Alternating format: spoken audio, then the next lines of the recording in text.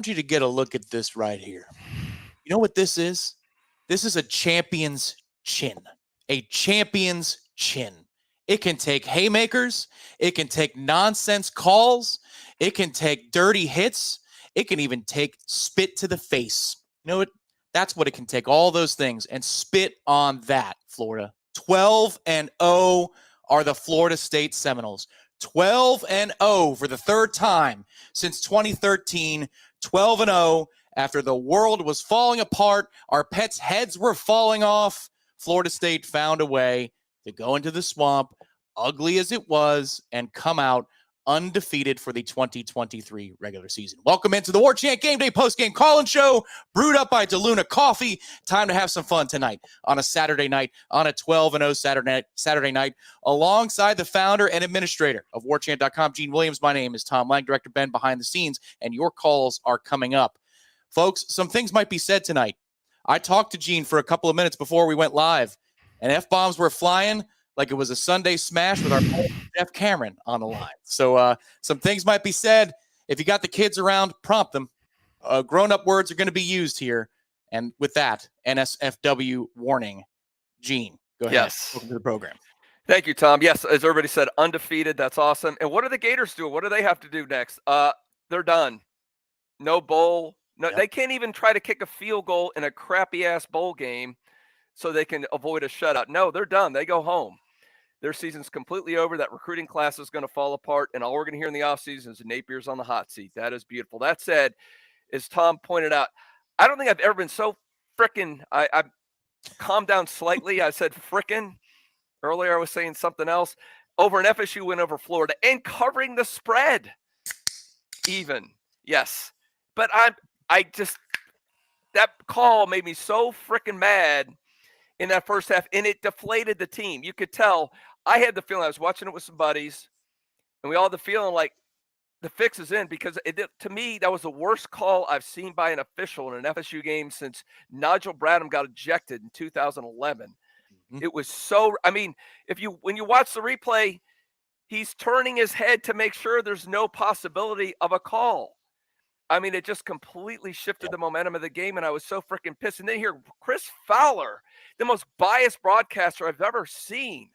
I mean, I lost track of how many times, even that last drive when Florida is offsides, well, Florida State's moving backwards again. I mean, over and over. And every time there's a pass interference, he's trying to call offensive pass interference, or receivers are being thrown down on plays. He says, I think verse one time is doing a soccer flop, but the call wasn't on that play. Yeah. You're so unprofessional. You're looking for anything. I don't know what happened when he came to Tallahassee one time, but he is so freaking unprofessional. I can't stand him. He needs to go. But anyway, hey, I'm going negative. I didn't mean to do that. I had to get that off my chest. I apologize. Florida State's undefeated. This is a wonderful day. You beat the slimy Lizards again. And that's the other thing that pissed me out. Cheap, slimy, dirty, scumbag, low life, spit in your face, try to take your quarterback out with cheap hits. Those mother effers got what they deserve. Screw them. That's crap. And Tom, they did this 2 years ago and it worked. Yeah. Down there. They tried to get under Florida State's skin and they fell for it. This time they didn't. And if you were on our tribal council beforehand, Ira had a really good post and noted that when FSU came off the field in pregame warmups, the strength staff was basically a buffer to prevent Florida from pulling shenanigans to try to get FSU chippy and go down to their level. But no, they stopped that. Norvell's learned. That's why I give him credit. I think one of his strengths is he will make a mistake. He'll own up to him and he'll adjust accordingly. A lot of coaches are so stuck in a certain way, they won't adjust. And I give credit to Mike Norvell for doing that. And also keeping his composure where things were going out of control early in that game. You were getting bad official calls. The crowd was going. Rodemaker looked completely lost. I mean, that sack when you saw blitz coming, and he just looked like deer in the headlights. And I know Ira's the king of looking at body language, but Tom, and I'll ask you about this. Rodemaker's body language in that first half was not good. Yeah. I mean, classic deer in the headlights. It was all falling apart, Gene. You had 3 plays on offense in the first quarter of the game. You know, what Napier was doing was very smart. It was running the play clock down to inside of 5 seconds on every play. Florida State goes 3 and out. They look discombobulated. It doesn't help that on the first drive of the game, Trey Benson goes AWOL and decides to run around the field for 10 seconds and take a humongous loss. Where a loss of 1 or a loss of 2, no problem. No problem. You played the next play, but that drive is completely short-circuited. Florida converts. I mean, Gene, they were converting around 33, 34% on third downs all season long. I don't know how it turned out. They hit 7 out of 11 at one point in the first half. That's correct. 7 out of their first 11 were converted. So the clock is just ticking and ticking and ticking. 3 plays to 23 in the first quarter, by the way. It's just I don't know how it's possible, but you got into the halftime locker room at 12-7. That was huge. It was massive. That drive in the second quarter, that was the game right there. I mean, they held the ball for over 14 minutes in the first quarter. It's unbelievable, Gene. To see this defense and I think for both of us, you got that negative part out, and we'll probably circle back to it. It's going to be a long night tonight, folks. It's going to be a long night of celebration on the Warchant Gameday Postgame Call Show. You hit that thumbs up. You hit the thumbs up for an undefeated regular season. You know why? Tonight we achieved one more than Florida has ever had perfect seasons. They've never had a perfect season. That's 6 regular season undefeated, which at Florida, 0. There it is. This is who we are. This is what we do. This was an announcement, again, about the culture and the heart of this football team. I'm so proud of this football team. I wanted it so badly for this football team, and they got it. They got it. I know it's ugly as hell. And there's going to be some things to talk about there, about perhaps the game plan or some of the moments for Tate, like the safety, where how do you not – I mean, you got to be aware in that situation, young man. But he bounces back, Gene, makes some giant throws on third downs, a giant throw to Ja'Kai Douglas on a fourth down when he had to have it. I mean, Tate made huge plays tonight. Didn't make a ton of them, but when he did, they were big-time moments. They continued drives, and he was in third and long seemingly all night long. Yeah. And then the second half from Trey Benson was completely the opposite of the first half from Trey Benson. You got 2 scores there, and I'll tell you another thing, Gene, before they get to the fourth quarter, there's a 2nd and 10, the final drive that we had before the fourth quarter, where Tate throws a little too high for Johnny on an RPO. Good gracious, if he hands the ball off, the linebackers didn't follow Trey. I saw that one where he took that sack too in the fourth quarter too, and it's like the guy who blitzed from that side. If he actually handed it off, he's taking it to the house as well on that one too. And that Trey, I mean, I don't know who you break the rock. Trey should. Oh, that's one thing I did very interesting on the last call too, because how cool is it that Tate came in for the last play and Florida's all of a sudden going, oh shit, they're going to throw the ball here. Yep. I thought that threw him because they knew with Glenn. He's probably not throwing, but at that one, I think that gave you just enough just to hand it off, a little bit of hesitation on their part, because they knew even a first down, they're probably screwed on that play. So that was huge of that. And, man, this is a multiple rock break. I mean, I think Adam Fuller, I mean, that performance by that defense in the second half, my goodness. It's something we had to get down or lay down. We shared that post a minute ago. Florida with negative yards in the fourth quarter. Yep. Remember how that first quarter went when they moved the ball up and down the field on Florida State. And you want to talk about making adjustments and guys stepping up. And those ends who've been critical, they have not had the best year at times. But Verse and Peyton, that last quarter, my goodness. Yeah. Verse throwing their tackle into Max. I mean, that was fun. Yeah. That's a classic right there. I would say even in the first half, they showed tons of heart because they're always on the field. They're on the field for the entirety of the half. And they were still fresh at the end. Yeah. Yeah. Gee, I mean, they surrendered 10 points in the half. You think about it, we give up 2. It's 12 at the break. So the defense surrenders 10 points. They're on the field for the entirety of the half. I thought the MVPs of the first half were as follows, and it's in no particular order. Number 1, the Marching Chiefs. We could hear you on every play. You guys were phenomenal. It wasn't until the second drive that the Gator band realized they had to respond. It's also sickening that I hear more of them in Gainesville than I do between plays here in Tallahassee. We got to clean that up. But they were fantastic tonight. Braden Fisk in the first half was fantastic. Yes. Akeem Dent was brilliant in the first half. Absolutely brilliant.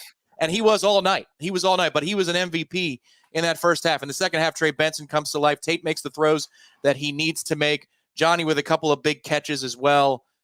Gene, this was just a night about heart. You're not going to hang this one in any art gallery. You're never going to do that. But you sweep both of your rivals.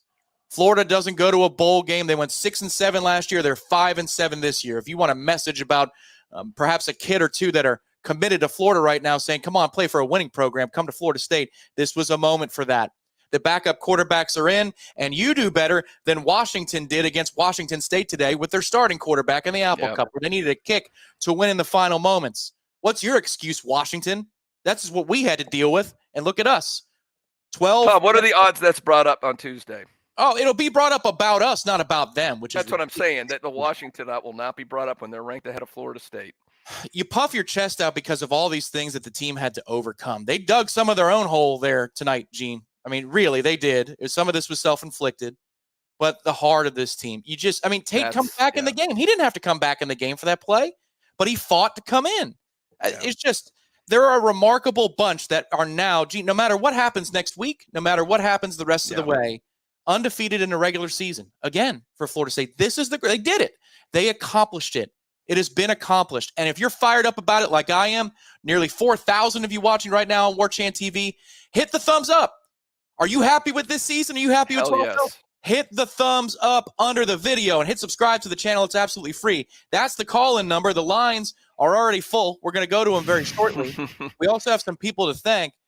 But, Gene, overall, what do you think the difference was? What do you think the difference was in the second half for this group? Well, I think you're on it, Tom. This is a team. This is composure. This is leadership. This is coaching. Like you said, things were going against Florida State. They didn't play their best, especially in the first half. Played a very sloppy, awful game. Calls were going against them. You're in a hostile environment. So many teams in college football would have let that get away from them. When they got that safety and things are spiraling out of control, 90+% of the teams they would have no chance to come back in that environment. You got a backup quarterback. You're in one of the most hostile environments in all of college sports. And it didn't faze them. To have that drive, a 90-yard drive in the second quarter to make that thing a 5-point game at halftime when you were completely every aspect of the game dominated and just you're not on your game and everything's going against you. That's what this team has done. So we talked about it's frustrating for you and I and all the thousands of fans out there to see what happens game in game when they seem to struggle. But this team does this over and over. So that's the thing. You kind of had the feeling at halftime that they were going to win just because FSU's been there. Florida doesn't know how to win those games. We saw that they don't have the composure FSU does. I still think they win even without the cheap shot at the end of the game, which kept that drive alive. But the point is they don't have composure. Florida State does. They don't have leadership. Florida State does. So, that's why they're not going to a bowl, why FSU is undefeated in the regular season, even though this isn't, I don't know if all the undefeated FSU teams, I don't know how you would stack this one up at the 6, but it's not up in the top, that's for sure. But they get the job done. I saw somebody in the chat said we're 12-0 and you're drinking a claw, which is what I'm having right now. If I had an espresso right now, I would rocket ship through my ceiling out of the house. Thank you, buddy. I got the 9.6 Imperial Stout going, baby. Rocket ship out of there. I'm going to break out some single malt in a little bit, and we've got somebody in the hopper right now who wants to celebrate with us because he loves a single malt as well. Maybe Who could that be? Sir, get in an Uber. Come on over here. Let's do the show together. Oh, yes, sir. Get in the old man cave, Jeff. The man cave is warming up, buddy. Get over here. I was about – Tom, you just got me thinking about grabbing one of those single malts. What's up, boys? Oh, man. Get in an Uber. Come on over here. I'll give you a headset. We'll do the show together. Come on. It would take me we live on the opposite ends of the world, Tom. It would take me 30 minutes. I know you'll be there all night, which is good. Yeah. And I'll be watching and listening because you guys are fantastic in the post-game show. But, no, I think I'm going to sit here and get drunk and celebrate a 12-0 season and a fuck you, Florida, for all that bullshit. I held out saying the fuck word because I was trying to behave, Jeff. Listen, I'm so sorry. I was so fucking mad. Hey, have you ever now, Tom and Gene, you guys know this has been my thing for 2 years, and this is what it leads to. That's the kind of pussification bullshit that you see on that call in the first quarter. That is unreal, and it changed the whole game. Yes, it changed the whole game. Hey, Ben. And I talk about this all the time. You cannot let officials call that. That cannot happen. Ben, I want you to make Jeff really mad. Put up what I sent you. Put this up. Do you know who was the lead official there, Jeff? No, who?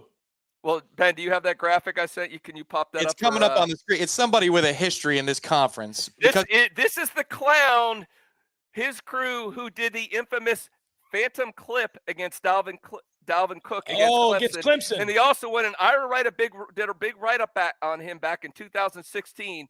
It was incredible, Jeff. FSU was, I think, 3-7 in games he called, and they were 23-3 in games he didn't do in the ACC.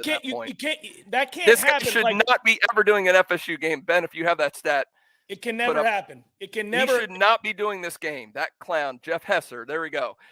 This is what Ira did. This shows those games he did the 2 years when FSU was in. So they lost 3 of their 4 games during that 3-year span with him there, and they'd won whatever it was, 20-something games with him not being the official in those games. It's just the thing is I try very hard to restrain myself. I get that sometimes it's an impossible task to officiate in the modern rules, what they're trying to eliminate. Nobody, you could see the look on the other refs' faces. Guys, go back and watch those other refs. They can't believe. Like, what are you doing? They can't. Yeah, you could see the look. Like the guy says to him, like, "What the fuck did you? What are we calling here?" You know what they can do, Jeff? They can pick up the flag. They do it all the time. It's crazy. You can see the look on their faces. They're like, "Whoa, shit! What are you doing?" It was insane. But anyhow, Gene, you said something just before I came on. And honestly, I think that's it. That's it. That's all, right? And I want to listen to you guys talk. It's not about me, so I'll get the hell out of here in a second. Honestly, Mike Norvell, everybody, because this is the definition of how you lose composure. This is the definition of how this spirals out of control and you get blown out. This is how it happens. If you don't have a guy over there who basically he lost his shit when he needed to right there in that moment. And he got it off his chest as he should have. And I think by the way, it had an effect on the rest of the game. There were some borderline things that they did not call. And I think they realized they had effed Florida State earlier in the game. Yeah. So Mike gathered himself, but more importantly, he got them under control. I think he understood. He let them know that they were on display here, that they were going to swing a major game and be a national story by doing that. That's a good point. It was unbelievable. But he also recognized, guys, that Tate was wide-eyed, man. There was a lot going on with Tate there, and I think he knew, oh man, he's not ready. He's not ready. And so I've got to find a way to call plays and protect him and still succeed and still be in this game. And man, there's just a lot there, but that's culture and that's coaching. Culture and coaching over and over and over again. And there's a lot of cool individual performances. I thought, for example, obviously, Tom, you brought up a great point right at the outset here. I tuned in as soon as the game was over. I couldn't wait to listen to you guys. I thought that Akeem Dent deserved a lot of credit.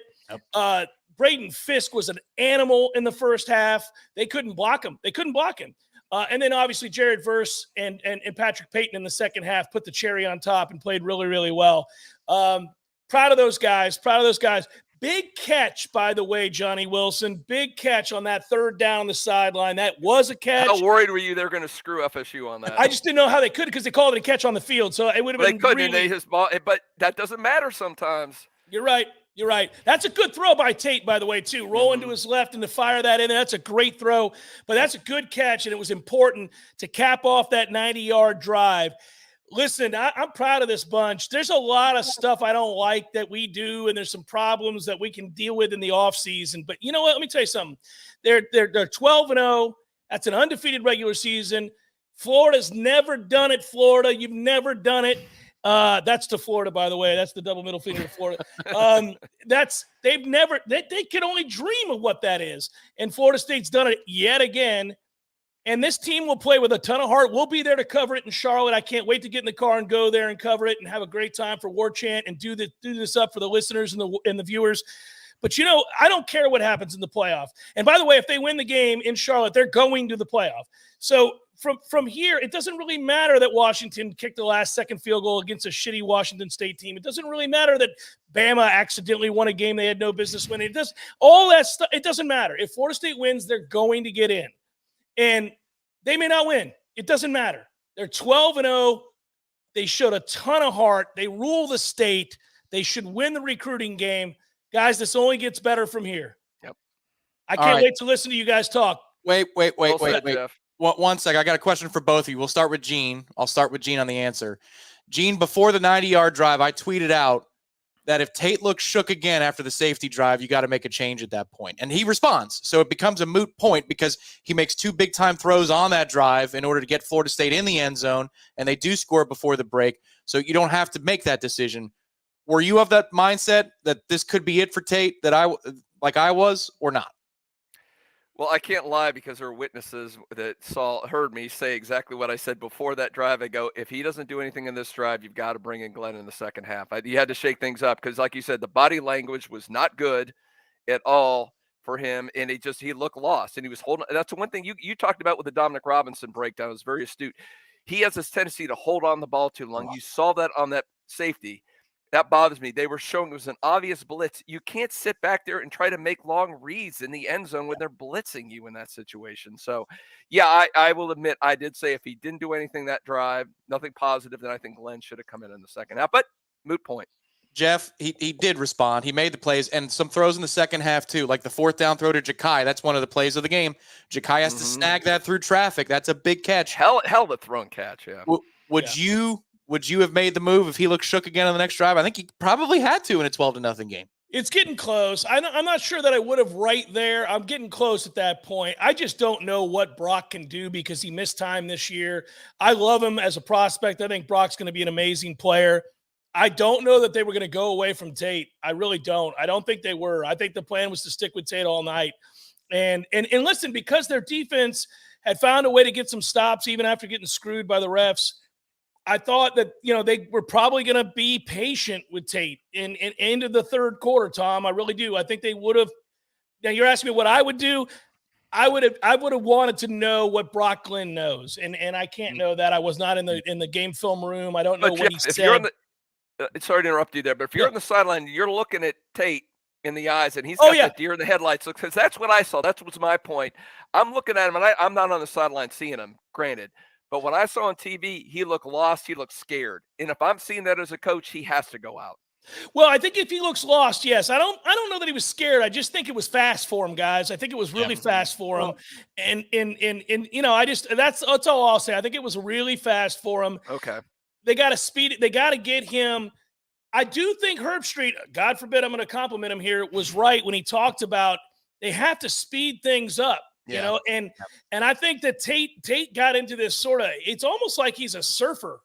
He's just this laid back, and you're like, dude, from Valdosta. We're like, dude, can we fucking go? Can we get this thing going? Yeah. They got to get him playing faster. And I think that this is also a great learning lesson in a win in which they covered, by the way. How about the cover bus coming through there? That was huge. So I may have had some money on the game. Anyhow, so they cover, they get a win, they overcome a lot of obstacles, they learn a lot about themselves. Congratulations, Trey Benson, for running like a man again. And then all I'll say is that now you can adjust. Now you can figure it out. Now you can say, okay, Tate, this has got to get a lot better. We can call some things a little bit better. And you grow with it. We'll see. Louisville's a physical team. I know they lost today to Kentucky, but they're physical and they're well coached. That'll be a good game. It was the most evil moment of the night, guys, to me, was Jared Verse. And I mean evil in a good way, not the spitting, because that's evil in a bad way, in a sinister way. By the way, F that kid eternally. Yep. You can't. It can never happen. It can never happen. Now, listen, I've seen a lot of ugly things on a football field. And I'm just telling you, you guys know this, you can never spit on somebody. I'm glad they ejected him. They got that right. I'm surprised that wasn't an all-out. But it's okay to hold chains off of people and headbutt them if you're a Miami. Yeah. But you can't spit, dude. You can never spit. Spit is over the line. You can never spit. I didn't know the rules. So the most evil moment in a good way was Jared Verse shoving a left tackle into a quarterback for a sack. Yes. Oh, dude. I can watch that GIF. Can we get that GIF going? Get that thing going. Man, work on that. We need that. That is freaking phenomenal. But then the second one was on the icing on the cake. The touchdown from Trey. That lateral jump cut from right to left. Oh, that was nasty. Guys, what the fuck was that? That was you know what it reminded me of? Carlos Williams, you and I were on the field for the game against Miami, the jump cut, and we were behind it, and you and I looked at each other and said, how can somebody that big make that move? You know what? He might have moved up a round in the draft after that one play. Guys, like Kirk broke it down properly that there's patience to slither to the right to get the first down, which is the most important thing. But how he gets from that spot, which is basically between the right guard and right tackle or thereabout, all the way to the left as quickly as he does, between that and the jets he turned on his first touchdown up the left sideline, Woo! Dude, man, he had a lot of bad tonight, like trying to bounce stuff and make Well, stuff up. the first run, I'm like, sir, you can't do it. Dude, you can take a 1-yard loss. Do not take an 11-yard loss. I didn't know that the boom or bust thing that I was talking about with Tate was going to apply to Trey. It applied to Trey tonight. There was a lot of boom, but it ended with the biggest of booms, and that he finishes that run. Guys, the relief there, it's like, okay, just execute this extra point. You're up 9, and this puppy's over. Hey, I'm going to cheers you both. I'm gonna just tell you, hey, it's great to beat the Florida Gators always. It's awesome to be 12-0. You know I love you both. It's awesome to work with you guys. It's awesome to be a Nole. It's awesome to tell Florida to go suck it. Have a great show. Can't wait to listen to it. You guys have a ton of people to get to. Peace out. We'll be in Charlotte. It's going to be awesome. Be good, everybody. See you, Jeff. Brother. Thanks for popping on. You want to give the promo for what's going on in Charlotte, by the way, for all the FSU fans making the trek to Charlotte. Warchant will be there at Resident Culture on Friday night. It's a meet and greet. We're not going to be able to do a show there, but we will be there. Corey will be there. Ira will be there. Who else we got? Aslan. Well, everybody wants to see Aslan. He'll be there, of course. Jeff and as well. Matt and Jeff. They will all be there for a meet and greet. We're stuck back here, Tom. We got to actually work. You know, these guys are up there goofing off. Gene, I was considering maybe we could do a show together on site somewhere. We can maybe determine that, but for the championship. All right, we could call an audible. We could do it. Maybe. Well, I'm just saying somewhere here in town. Maybe we should get together for that one for the race to 13-0. But that's where it's going to be. I'm sure Bill would be okay with that if we want to do that. It's the race to that, folks. That's what we're trying to do. It's not just for 13. Race it's to for that. It's for number 13. Win number 13. That's now in play. It felt a little dicey there, especially towards the end of the second quarter. But, Gene, once they got into the break at 12-7, it changes everything. It changes everything. To the nearly 5,000 of you watching right now, do you like undefeated regular seasons? Do you like them? Hit the thumbs up underneath the video. Hit the thumbs up underneath the video. We're here to celebrate tonight. It's 11:06 on the East Coast. We're going past midnight. You know we are. And we're going to be talking to you, the callers, in just a moment. But we have so many people who have donated to us. It's ridiculous. So, folks, thank you. Your comments, the questions from the super chatters as they're known. Thank you to everybody that's in the chat. Hit the thumbs up at the bottom of the video. But let's start running through the list of people to thank. Marcus, I'm broke as hell and shouldn't make this contribution, but it feels worth it. Marcus, don't ever do anything outside your means, my man, but we appreciate you. An undefeated regular season, and I'm going to eat cottage cheese for dinner all week. Marcus, we'll get you some food at Corner Pocket, all right? Find me. We'll get you something. Go back to that. What did he say? There was a quote at the end, Ben? Sorry, there was a quote. You know what dog food tastes like? Fantastic. Thank you, Marcus. We appreciate you. Next up with the super sticker is Seminole Boy. I hope it's a cool sticker, but thank you very much for the contribution. We appreciate you, Seminole Boy. Let's see. Who's next on the DeLuna Coffee Warchant Gameday Postgame Call-In Show? Nathan, thank you very much for the contribution. That also is a super sticker. Thank you very much. Mackenzie, you're awesome. Thank you. And this is from the Garnet Gold chat, by the way. We're supposed to be. That is correct. And I've got some, and I just sent Ben.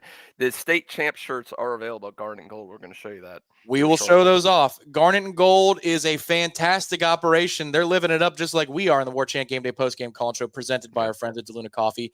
The chat is sponsored by our friends at Garnet and Gold. We will give you more information about all the things that you can do at Garnet and Gold in terms of purchases, special purchases. Maybe they got some College Cup gear too. Congratulations to the Seminole soccer team for making the College Cup. Kim, I didn't think we were going to pull that out. Glad to be wrong. I'm with you, Kim. Look at that. Look at Ben. He's on top of this. Look at that. Garnet and Gold kicking ass. Look at those beautiful shirts. I'll tell you what, Gene, that's a clean design right there. Very nicely done. Tara, if that was you, designed it. Very well done. It was Tara sent that to me. That is a fantastic and clean design. And if you're Garnet Gold, if you're a Warchant subscriber, that's right. Off. And if you're Warchant Gold, you get 15% off that puppy. There it is. You can buy some for everybody in your family at 10% off as a Warchant.com member or a Warchant Gold member for 15% off. Not too shabby. Nicely done, Garnet and Gold. State champs, and now we're trying to become ACC champs and playoff bound. GarnetandGold.com kicks ass.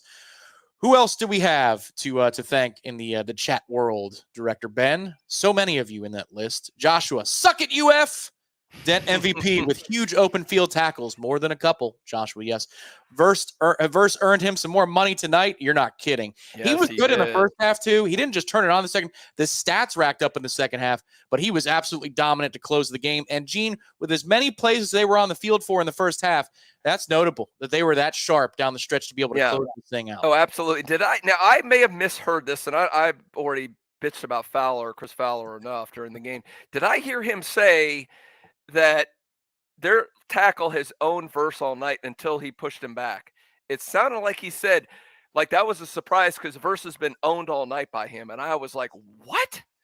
I mean, someone may correct me in the chat.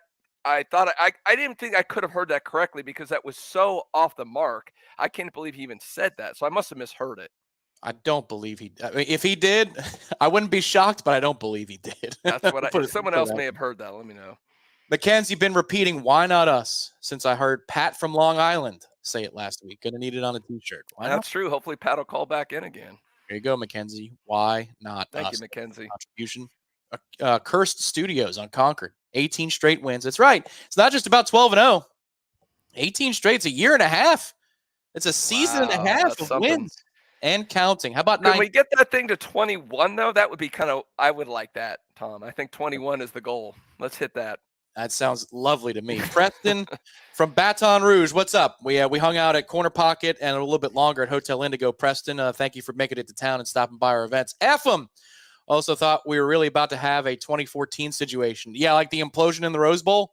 It felt like there was an implosion. But you look up at the scoreboard, Gene, and as bad as things are, it's 12-0. That's not insurmountable. And in 2 drives, the final drive of the first half, the first drive of the second half. That was the most important drive of the season. Yep, that's it. 90 yards for Tate Rodemaker. And I get the spit helped advance the ball, but we started to get in a rhythm before Sounds like there's a good shirt coming out. Spit happens or something. I know the famous Charles Barkley made that quote back in the day, but spit happens. There has to be something about that. Spit on that, Gators. Spit on this. Steven Sandoval, thank you very much. Looks like a very athletic jump you have there in your photo. Very nice. Thank you, Steven. Again, folks, hit the like button. You got 4,200 of you watching right now. We are thrilled to be with you and bringing you a 12-0 edition of the Warchant Gameday call-in show presented by DeLuna Coffee. Curse Studios. If FSU doesn't get at least 4th in the rankings, BS. They should be 3rd. They should absolutely, with Washington doing what they did. And by the way, that juggernaut Arizona State team that held them without an offensive touchdown, how many points did they give up today to Arizona? 60, something like that. I don't remember what I lost track. It was a slot machine. It was it was racking up last I checked, but I didn't see the final number. Their resumes, no, it's not that impressive because they're not having game control against crappy teams. So FSU should be 3rd. New drinking game for everybody out there. If we say 12-0, you drink. There you go. Welcome to 12-0. I'm down. Oh my goodness. That almost made me almost sort of spit up there. Holy moly. Slinger Knoll Nation. What in the world? Buddy, I will drink to that. Thank you very much, Slinger. My goodness. If you've got a question, if you've got 7, go ahead. Mark McEwen, state champs again. Yes, 24-15. Thank you. Slinger, just back to you. You're a guy. You're a guy, or maybe you're a gal, but you're fantastic. We love you. Thank you so freaking much. That's something else. Slinger bringing it. He's slinging it. That's good. Good Lord. Ian McGregor, beat the Gators, the refs, and the broadcast. Yes, I'm with you, Ian. Screw you, Chris Fowler. There you go. If you didn't hear it, go back and watch this show after it's over. About 2 minutes in, Gene lets loose for a good diatribe that I think a lot of you are going to relate to. Oh, by the way, I looked this up. So, by the way, and this is not on the. We'll go back to. Thank you. Hold on a minute. So I went back. I had Ira's story that he penned back for Warchant back in 2016 with Jeff Hesser. Was the crew. I don't know if he's the one who threw the flag. He probably is, but his crew. And so the record is. During this 3-year span, FSU is 1-3. This is when FSU was really freaking good.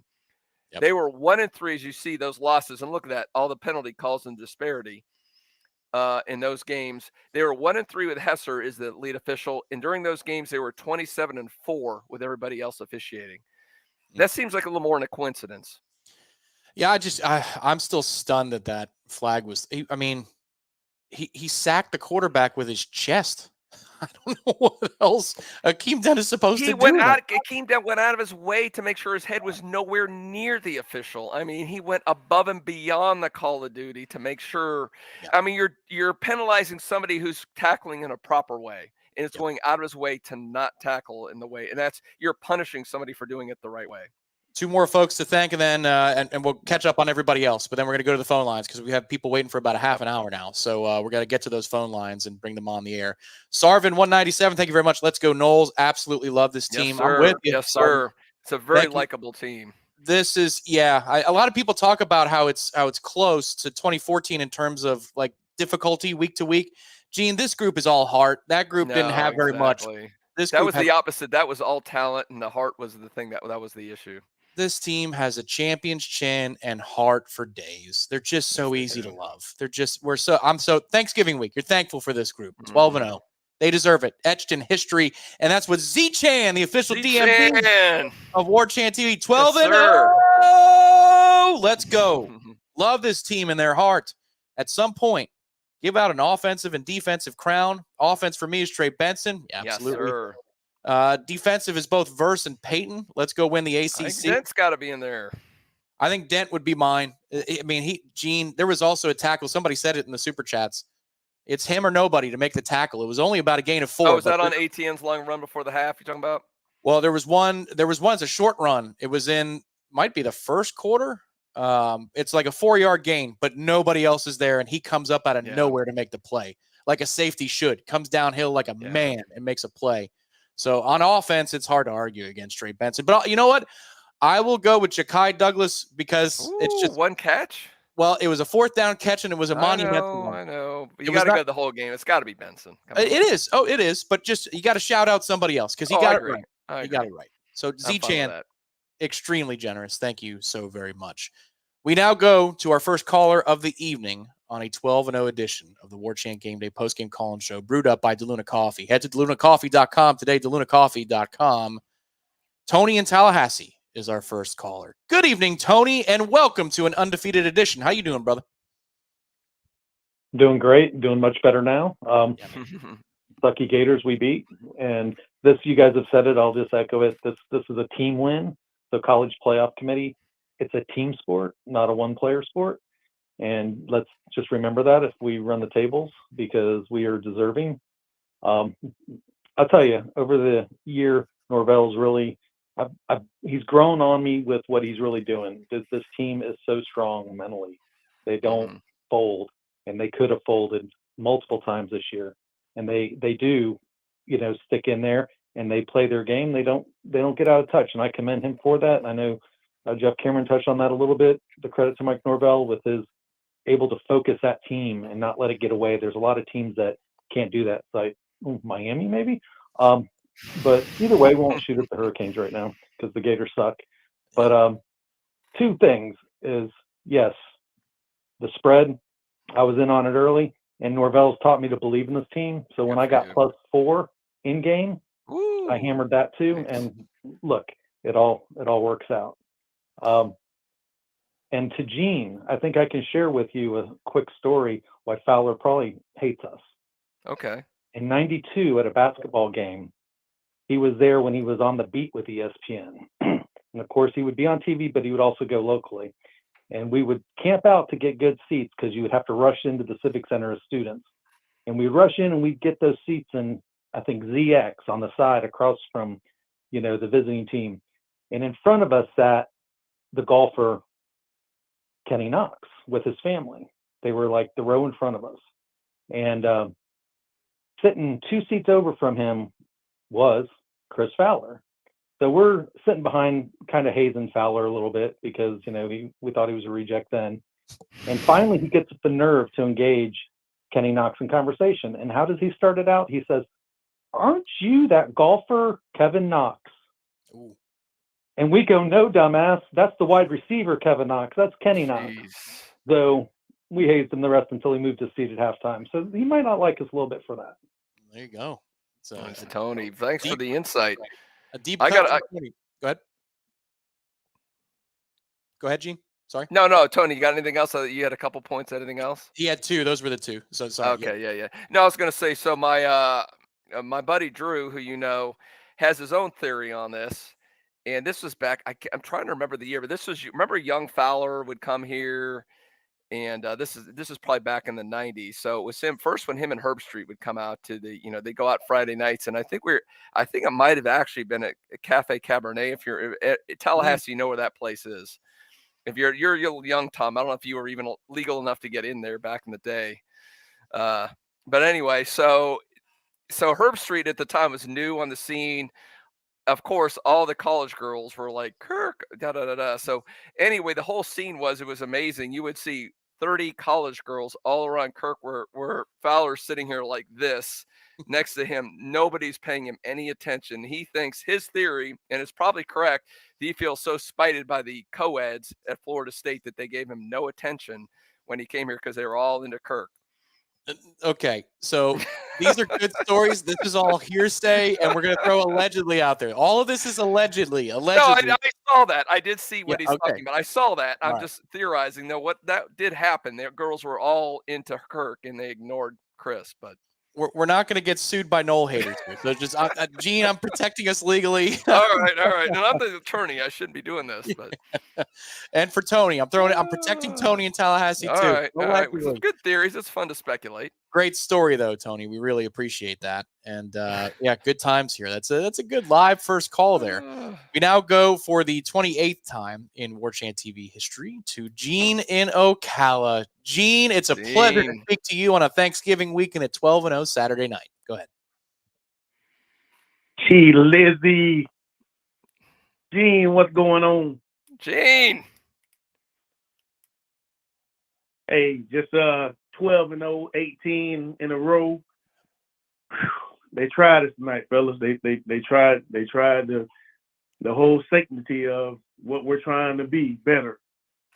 I know I told Terry the only thing you can't really, we scratched and we clawed, but Coach Norvell, there was no throws down the seam. And I'm starting to believe, fellas, I'm starting to really believe that they're telling these quarterbacks not to pull it because they might get hurt. Because it was several times that I thought Tate could run for days. Yeah. Yep. And he never gave it off. And you're handing this ball off into the teeth of a defense that has a 435-pound guy that's 6'5". Great point. I'm like, of all the things, do not run at the 400-pound guy. 345-pound guy. Yeah. Yes. Yep. I just Tom, you talk about it so much as far as just understanding what we're doing. If you say he got an arm, then this was, we can go back. Let's just go back. They talked it up so much. This was Marcus Outson again, just throwing little outs, just dinking dunking, and not stretching the field with the arm. You got an arm tonight. Yep. It was just, it was one of those games that you said, so this is the way that this is going to look if you don't let them, let them play, coach. Let them play. Defense came up strong. The team came up strong. Just what a game. What a year. Fellas, 12-0. Man, just thank you guys for what you do each and every time. This is just awesome. Being able to just be talking to some legends for the FSU, Pete Lizzie and Gene.com. Go Noles. Man, some Gators. Don't want to say it too much. I think Gene took all our little cussing attaboys away. But y'all have a great one. Go Noles. Thank you, fellas. Oh, thank you, Gene. We Thank appreciate you, Gene. that. Always a great call. And if you want some more satisfaction tonight, folks, if you want another reason, hit the like button underneath this video. Florida State is 12 for 12 this season. 12 wins in 12 games. The University of Florida and the University of Miami have combined for 12 wins this regular season. 7 for Miami, 5 for Florida. It took both of our in-state rivals to add their win total together to equal ours this season. 12 versus 12. Incidentally, those two programs also have 12 losses this season between the two of them. Where would you want to come play football in college? Yeah. Tallahassee or those other two rubbish towns? Come to Tallahassee. It is going to be fun. It's already been fun watching that Florida class that was so highly touted slowly start to disintegrate little by little, and we'll see in the next couple of weeks because National Signing Day is only a couple of weeks away. Yep. And to see that thing continue to whittle down, and especially if some of those players decide, well, you know what, Tallahassee isn't that far away, and that's actually a winning program. Why not go up there where they play for conference championships and maybe play for playoffs and national championships? Sure. Anyway, Gene, hey, by the way, let's not get away from that. Gene, great call. And I want to get your take, Tom, because you're more of the X's and O's guys about some of the throws down the seam. I get the thing too, you're protecting your quarterbacks, a little bit of that, but some of those you don't have to make a whole lot of reads. Yeah. To me, a lot of times you put Keon and Johnny out there, and there are enough times where they're single coverage, you call them 9-route or whatever it is. It seems like that should have been in the offense a little bit more. If nothing else, to put the fear of that into Florida. I think Jaheim's really hurt, Gene. I mean, you're looking at the rotation, and he's there for a couple of pop passes. And one of the throws of the game was, in fact, a seam route. That was on that 90-yard route, right? 90-yard drive. The 90-yard drive. Was that third down? Might have been a third down. But it was a seam route to Jaheim. It just Marqueson, I don't see him. I'm looking forward to the PFF participation, Gene, because Jackson West was out there a bunch again in the second half of this game. They've got to be banged up beyond reason at tight end to see 48 out there again. Preston Daniel was available. He was there on the fake punt that we had the delay of game on. But remind me, go ahead. I want you to finish. I need to ask you about the fake punt here. But what I will say is, the middle of the field, we operated more on breaking routes, not seam routes. There was the one, and it helped get us going, but we're not living with it. The other thing, too, is, Gina, it's well within Mike Norvell's control. He told Holly Rowe, apparently, at halftime that they want to speed things up. I mean, both Jordan and Tate make all – this is now a thing between two different quarterbacks. They get up to the line. They ask them how they're doing, what they had for dinner last night, how was Thanksgiving, what are they thankful for, go through all these checks, and we take 3 delay of games tonight, one of which was on the special teams. We had to call a timeout in the second half. So it's within the head coach's control to speed things up. And I think if you speed things up, that leads to things like seam routes. Because think about like those up-tempo offenses. Mike Norvell has some history with Gus Malzahn in the past. Like that type of an offense from Auburn back 10 years ago, the seam was it. The seam was a big part of that, the dive and the seam. But I digress. What were you going to say, Gene? No, but it doesn't seem like – it even seems like Tate gets into more of a rhythm with that too, when he doesn't have to sit there and wait and do all the reads and all that. You just go out there, look real quick, make your snap, make your play, make your reads, boom, and go. I was going to ask, it was interesting on in real time, on the fake punt I'm talking about, which is such a huge thing there too. And it was a great call, by the way. Obviously it worked. They scouted it perfectly, executed it perfectly.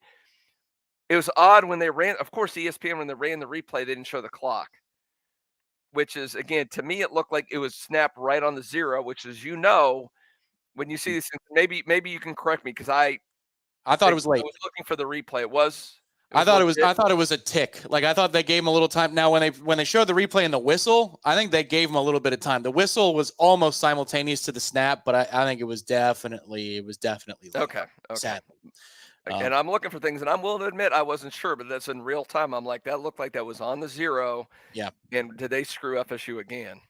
Yep. Yeah. So all right, fair enough. If you love being 12-0 and you hated that Tim Tebow interview that took 20 minutes. Oh, that was another thing I was going to rant about. Like, FSU is on offense. We can't do it on Florida's offense. We can't save it for halftime.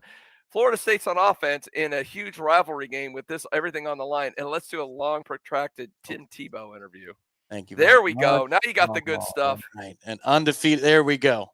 Single malt from my wife, Jamie, who made the Jordan Travis. Jamie. She made the 13 sign behind there. That's what we're doing this for. Well done. In it for 13. She's a happy camper on an undefeated Saturday night.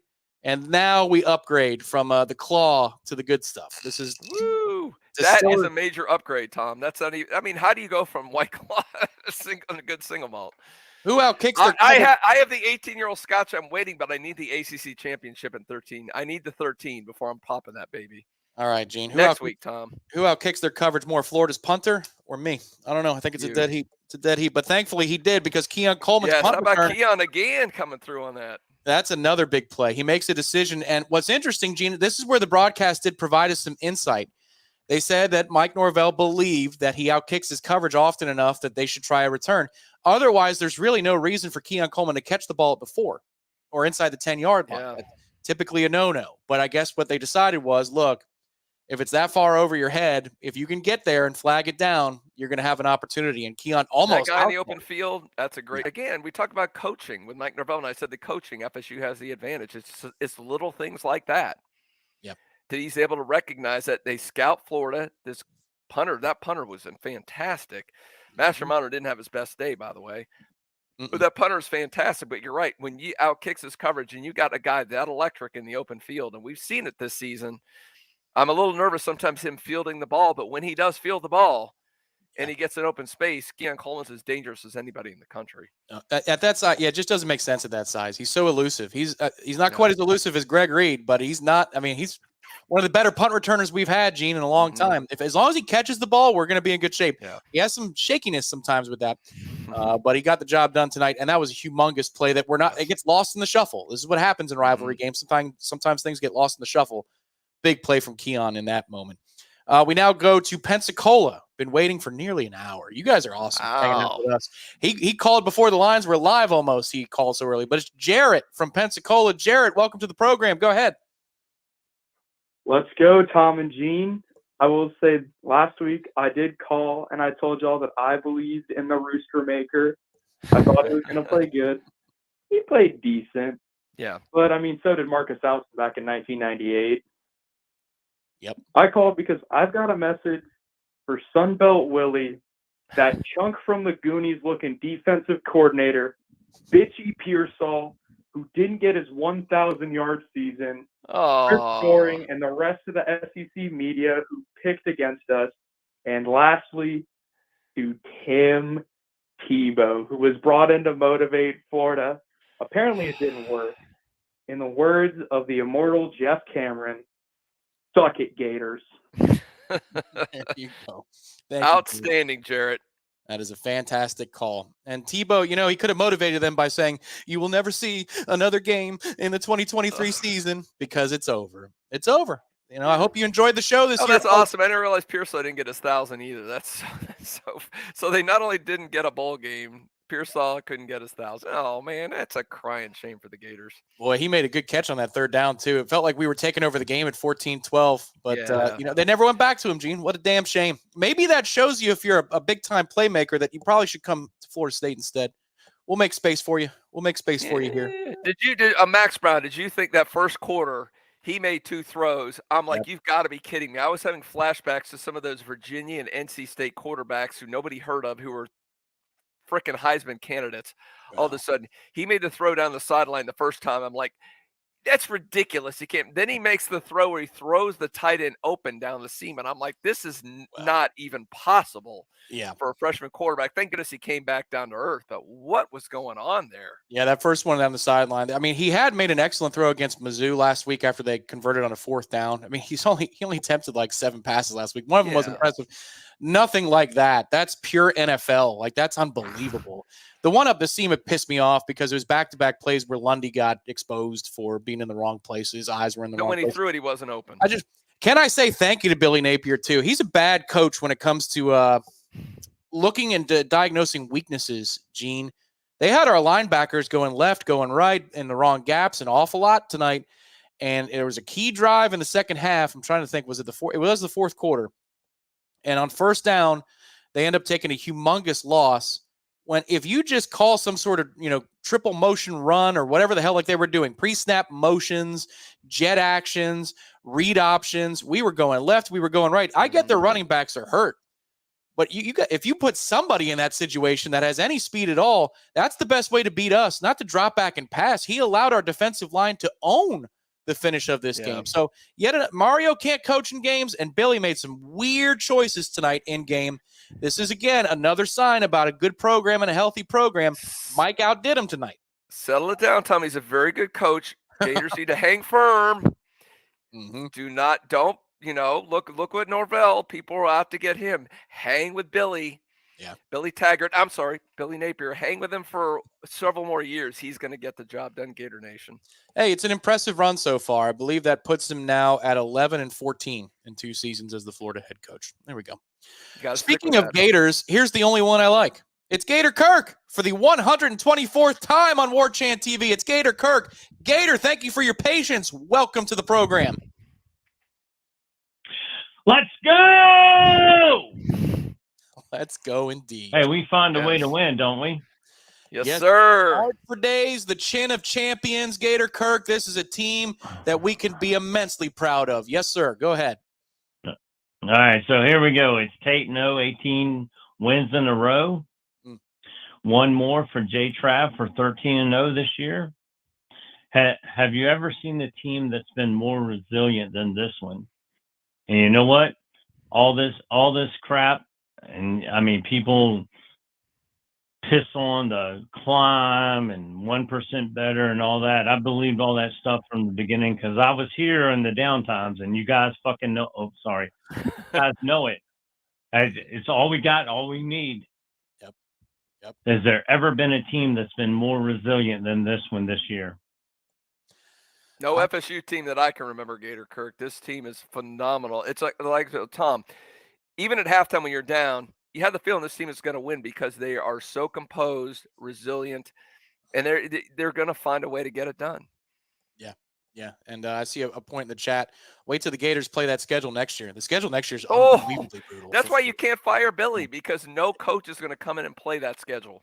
No, it's something else. Gator, what was your favorite moment tonight, or a moment that you think was emblematic of the heart that you speak of with this team? I tell you what, I'll try to keep it clean. When Brock Glenn came in and Norvell had the cojones to actually had him attempt to pass, yes, that just tells you about the confidence he has in this team. And if you guys that don't follow all the stuff and all the media and everything behind the scenes, you just don't know. I mean, like, they just believe, and everyone, like today, I never thought we were going to lose. Yeah. Like, it was a foregone conclusion. Like, we're going to win this damn game, and we're going to get to the ACC championship. And next week, they're going to have a game plan, and we're going to be successful, and we're going to get 13-0 for J-Trap. Yeah. And then whatever happens after that, it's what it is. So, love it. Love Absolutely, it, Gator Gator Kirk. Kirk. And look, man, you got all the street cred in the world. You're on your way to 200 calls. So if an F-bomb slips out every once in a while, that's okay, man. And you're the third tonight, so I mean, yeah. Oh, I even got one in there.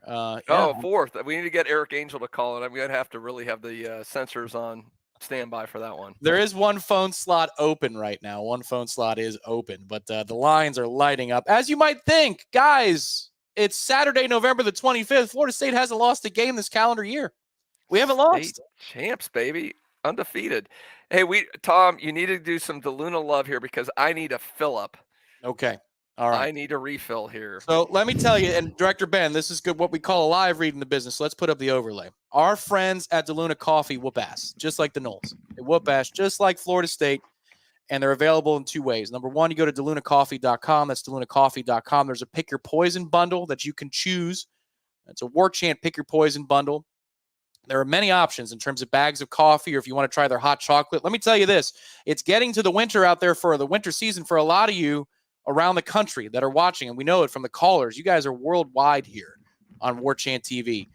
My wife can't recommend enough the hot chocolate that they have. She's dropping it in her coffee on the regular now and says it makes it unbelievable. Unbelievable. It's already really good. Fine coffee with all the different blends they have at DeLunaCoffee.com. But that hot chocolate moves it to a different level. So the Pick Your Poison bundle has that. You can find DeLuna Coffee products in your local Publix if you live west of I-4 all the way through to about Pensacola, the Florida-Bama border, if you will. It's in the Florida local section at your local Publix. DeLuna Coffee. You can see there the Blue Angels blend, the Midnight Shift. DeLuna is an outstanding organization. You can trust them for a lot of reasons. One of those reasons, here's the hot chocolate. Thank you very much. Let's go to the live shot here, Ben. Hot chocolate to die for. To die for. Yes, it is absolutely endorsed here in the Lang household. So there's just a few tablespoons, makes everything a lot better. But they donate to local charities in the Pensacola area. They support Warchant.com. They support Florida State Athletics. Ed Lemix, Brett Lemix, excellent people. Support them today. Head to DelunaCoffee.com or find them in the Florida Locals section. Gene, is it a refill of the good stuff or the same stuff? What are we doing here? No. We're saving, man. We have higher standards. Beating the Gators is, it's wonderful, but they're the slimy Gators, whatever. Yeah, we beat them on the regular, no big deal. ACC championship, it's a championship. That's special.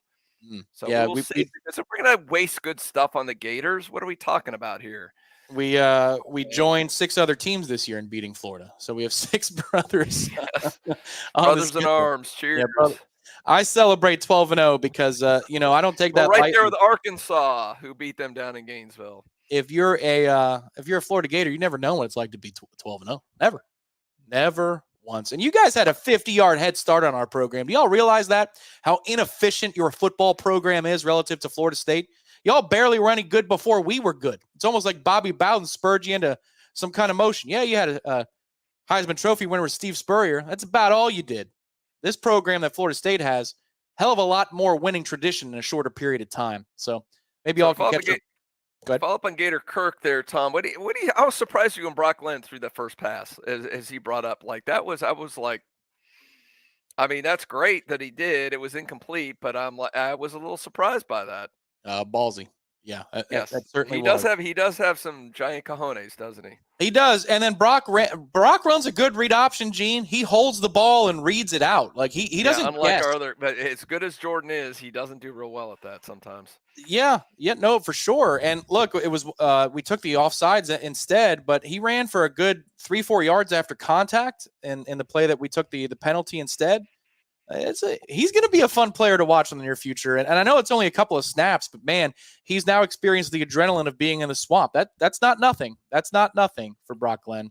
But I was glad to see Tate come back off the sidelines. I was stunned. I thought that was no awesome. chance. That was such a cool moment in Florida State history for him to see that in the emotion and then to see him celebrate after Benson scored. That was so freaking cool. I would love to know what it felt like in that moment to be Tate. It's a 3rd down. You're going to be in 4th and short. I don't think Mike's going to go for it in that circumstance. You're probably going to punt and play defense, but you get hit late. Or you're kicking the field goal, right? I mean, you're in field goal range. It was a long field goal at that point. Like if there's no penalty, if there's no penalty, what I'm saying is I'm saying when Tate came back in, I guess. Yeah. Sorry, Gene, I'm talking about the 3rd and 14 scramble when he gets hit and they. Oh, okay, yeah. No. Okay, you're right at that point. No, you're right. So I think in that situation, if there's no penalty, we probably punt in that moment because it would have been 50 plus, maybe close to 60 yards for a field goal. But anyway, that happens. You're seeing stars. You come off, you get concussion protocol checked. They clear you. And then to watch Trey finish the game when you come back in, that must be the most amazing feeling. Yeah, and you could see the look of joy on his face. Like I came in, was able to. But think about this too. Napier called the timeout. Yep. Now, if he doesn't call the timeout, Tate isn't going back in. He's not. That gave him time to come out to the tent, look at Norvell. I'm good to go back in. Which again, I say that made the difference there because then Florida goes, oh, the pass is in play again. Tate's back in. Oh shit. Yep. Yeah. And so Napier, again, in hindsight, probably a bad call. You want to keep the freshman quarterback out there. You increase it. You know what he's going to do. You increase the chance of mistake. But no, he's a dumbass. He's Billy Taggart. More than 3,000 of you watching right now. Thank you very much for being with us. We are just 17 minutes and change until a 12-0 Sunday on the Warchant Gameday Postgame Call Show, brewed up by our friends at DeLuna Coffee. We go to Miami now to speak to Marlon in Miami. 3rd time on Warchant TV, first time in a couple of weeks. Welcome back, Marlon. How you doing? Thank you, guys. Tom, Gene, F the Gators. F everybody who wears orange. I don't own nothing orange in my house. Nothing orange. My wife is the only one that is allowed because she's a candy cane. We run the state. We need to dominate the state again. We back-to-back state championships.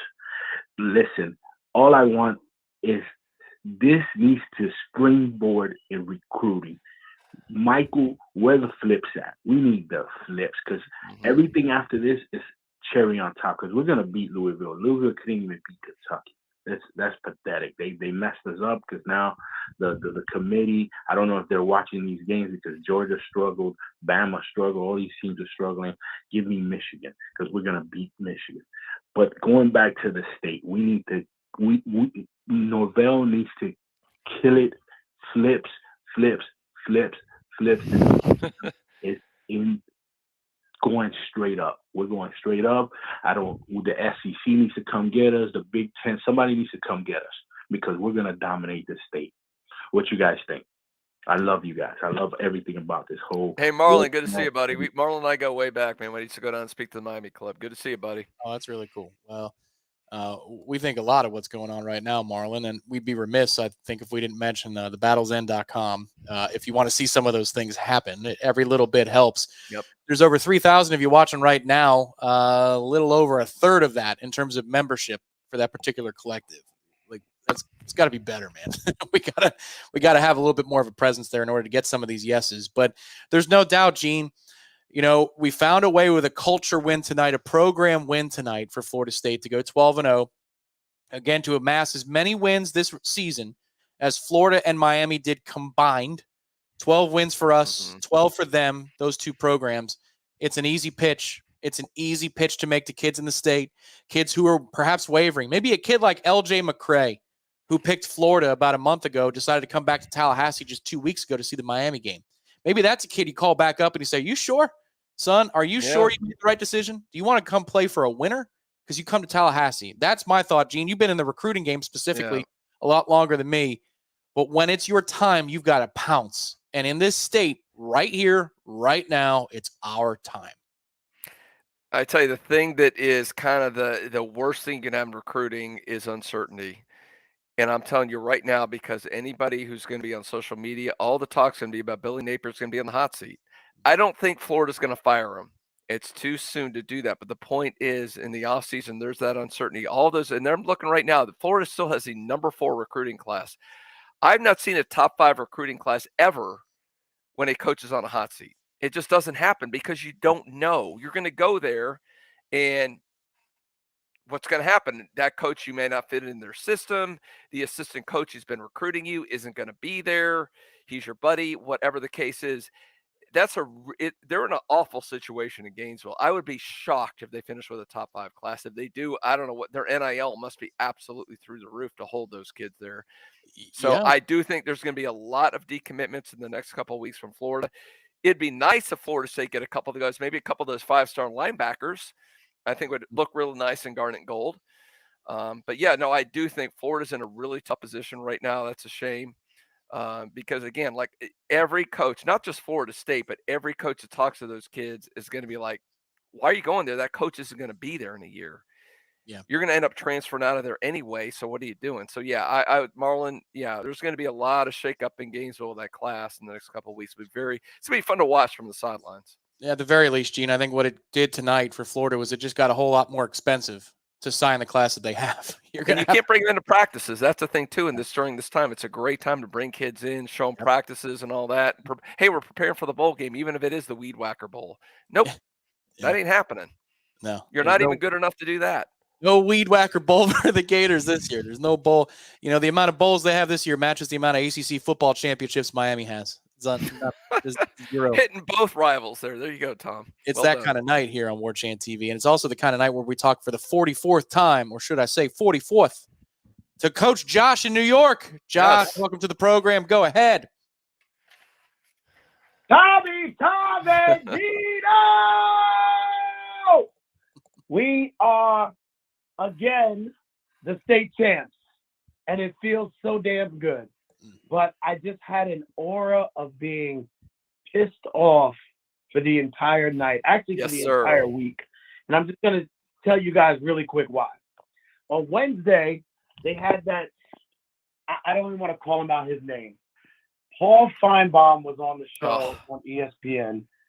And he, if I could choke the man through the TV, I would.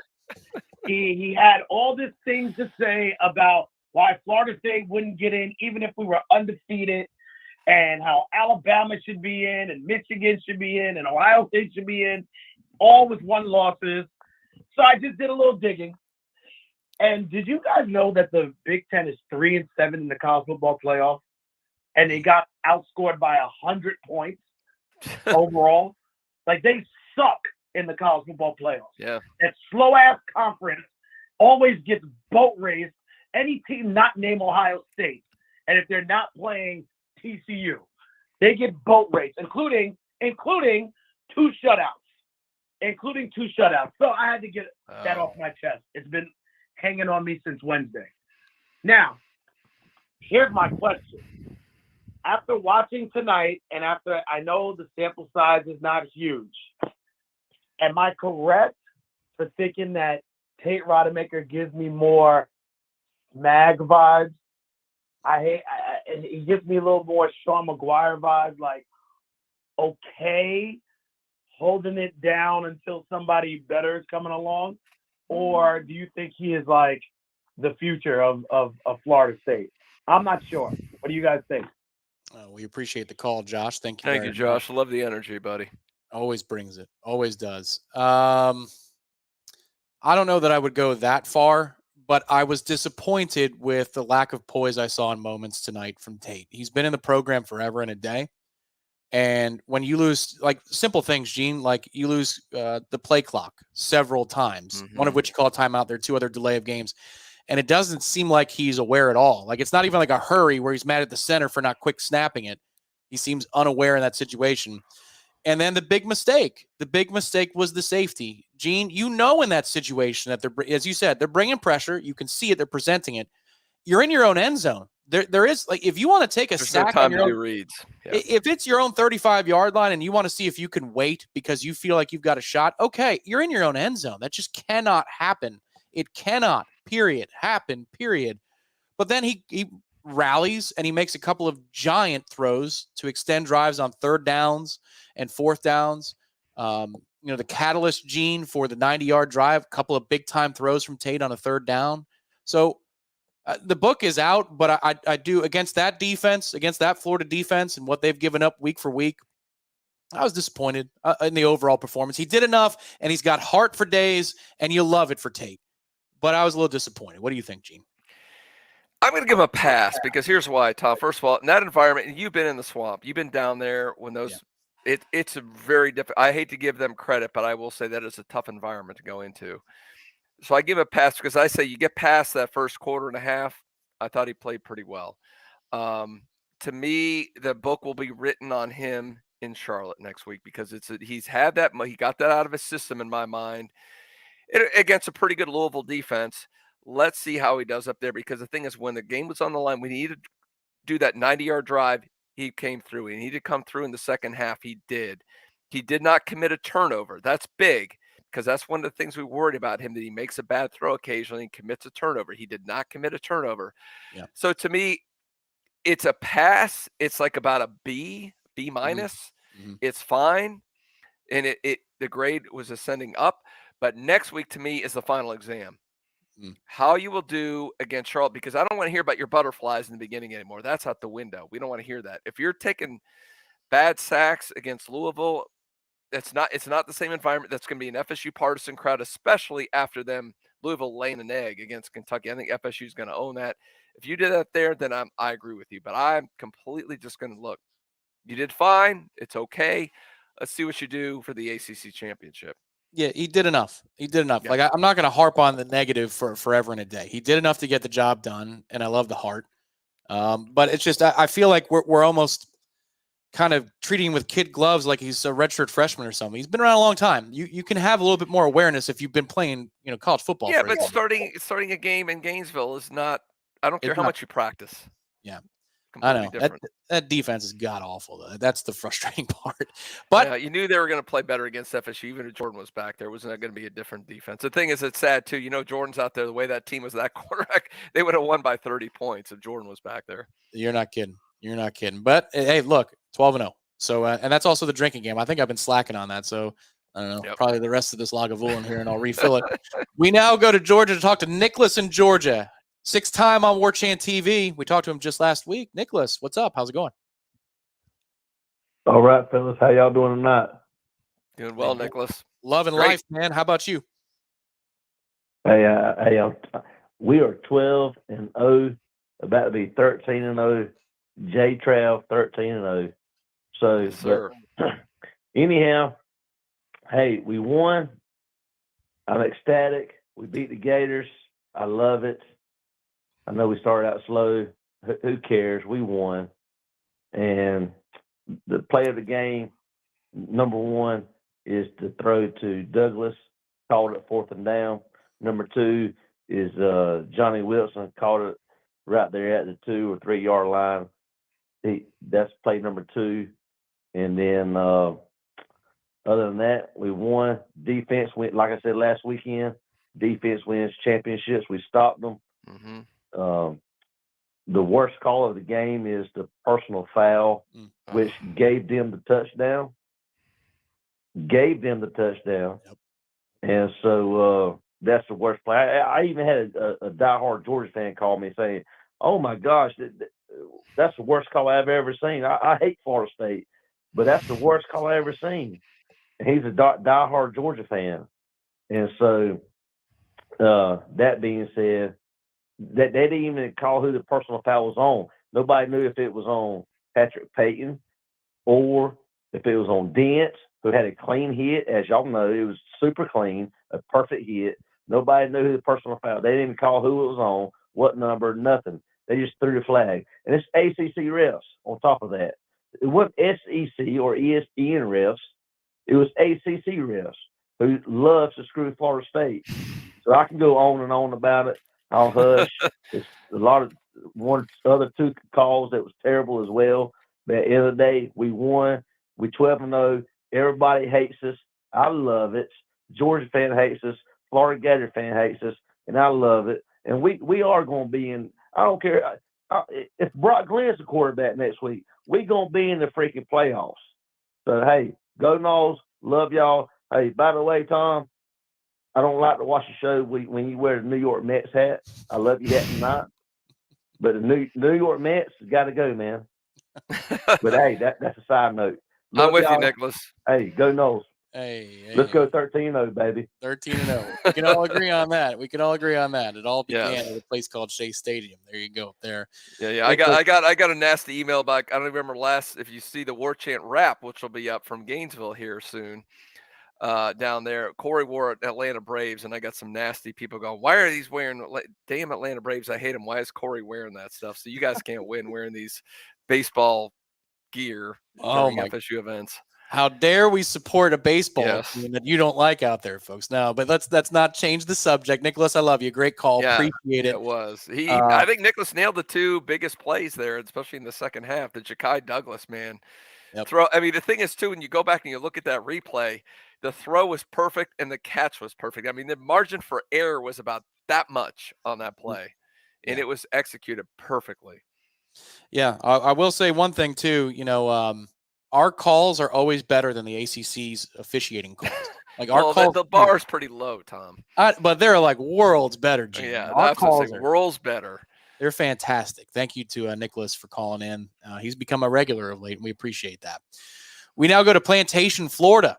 All right, first time we've ever talked to this gentleman, at least with this phone number. It's Bob in Plantation, Florida. Go ahead, Bob. Welcome to the program. How we doing, folks? Bob, are you being arrested? Are you being arrested? Being chased by the police, Bob? Yeah. No, that's my other Miami non-colleagues in the background getting arrested. That figures. Anyway, I just want to say, folks, first of all, can we give it up for a championship defense? And I mean that with the second half performance of this squad this year. I mean, I'm just going to rattle it down the list here. All right. I'm going to say it. And 58 points total in the second half. 7 points LSU, garbage time. 10 points Southern Miss, garbage time. 19 points against BC, obviously the big wart there. 7 points of that was a scoop and score. We can't do anything about that with the defense. 7 points Clemson. 7 points Virginia Tech. That's a kickoff return. Doesn't even count. 0 points against Syracuse. 0 points against Duke. 9 points against Wake. 0 points against Pitt. 10 points against Miami. We know 7 of that was a bullshit bomb against guys who we won't say and complain about. Kevin Noles, cough, cough, cough.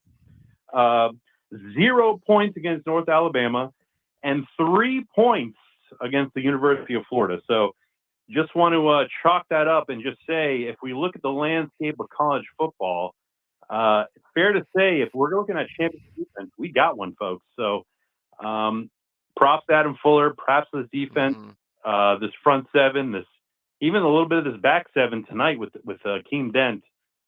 Fantastic performance. And then lastly, just to kind of get your comments, multiple reports with Mark Stoops being hired by Texas A&M, just to get your thoughts. Again, thank you.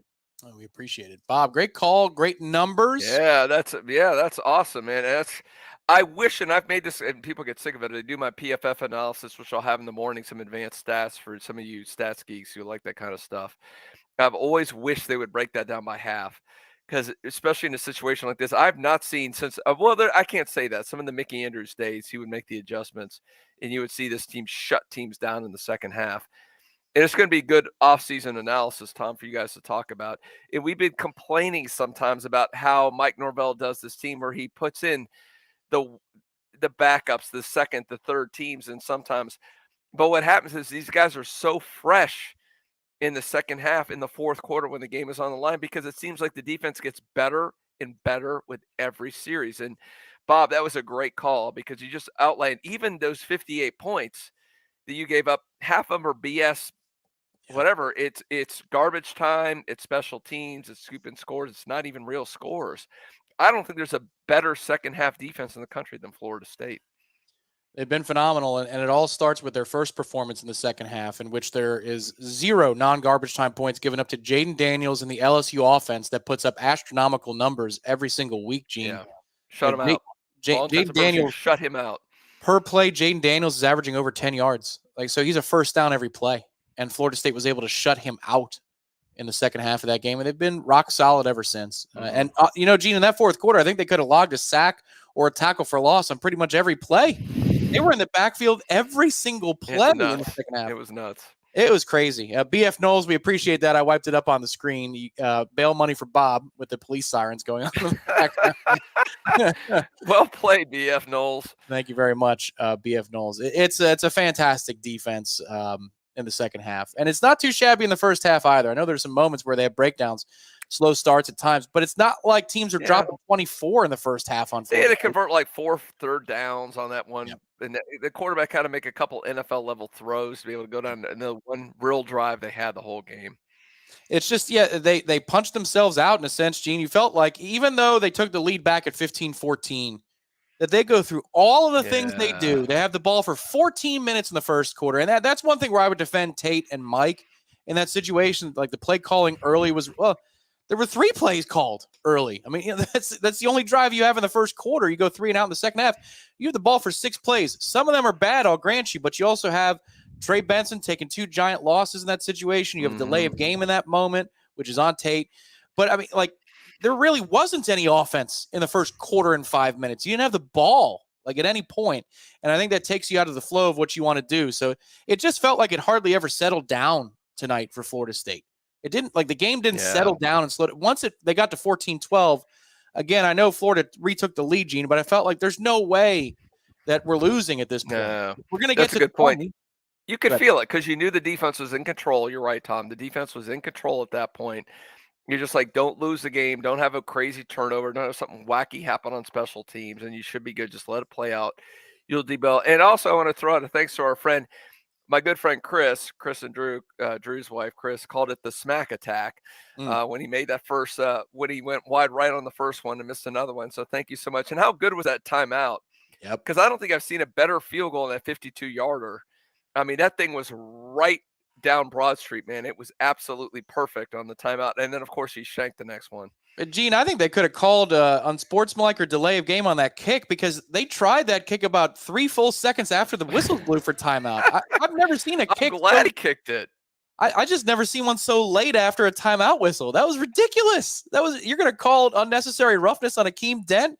Good Lord. How about delay of game? That's an interesting thing. I've never seen a delay of game on a kicker for kicking after the whistle blew. That would have been an interesting call. Can you imagine they would have gone nuts in Gainesville if they would have called it? You got to go get another ball to put in play. That's taking time off. They would call that a technical in the NBA. Well, thank you, Smack Attack. You kept FSU in the game. We appreciate it. We really do. We appreciate those of you that are with us still. 3,000 of you into Sunday morning here on the postgame show presented by our friends at DeLuna Coffee. It's a great night to be a Nole. And we're going to go back to the phone lines in just a minute. We've got some more people we need to thank who have contributed to the program. We haven't done that in about an hour. So let's make sure that we circle back and thank some folks that have made contributions. It might have raised points or questions as well. Let's see on the contribution board. Robbie Peppers. Yes. F them dirty Gators. Go Noles. 12-0. They are dirty. Thank you, Robbie. Appreciate you. Talk 11. And we beat the Reds. All right. Yeah. Outstanding. Yep. Yes, we did.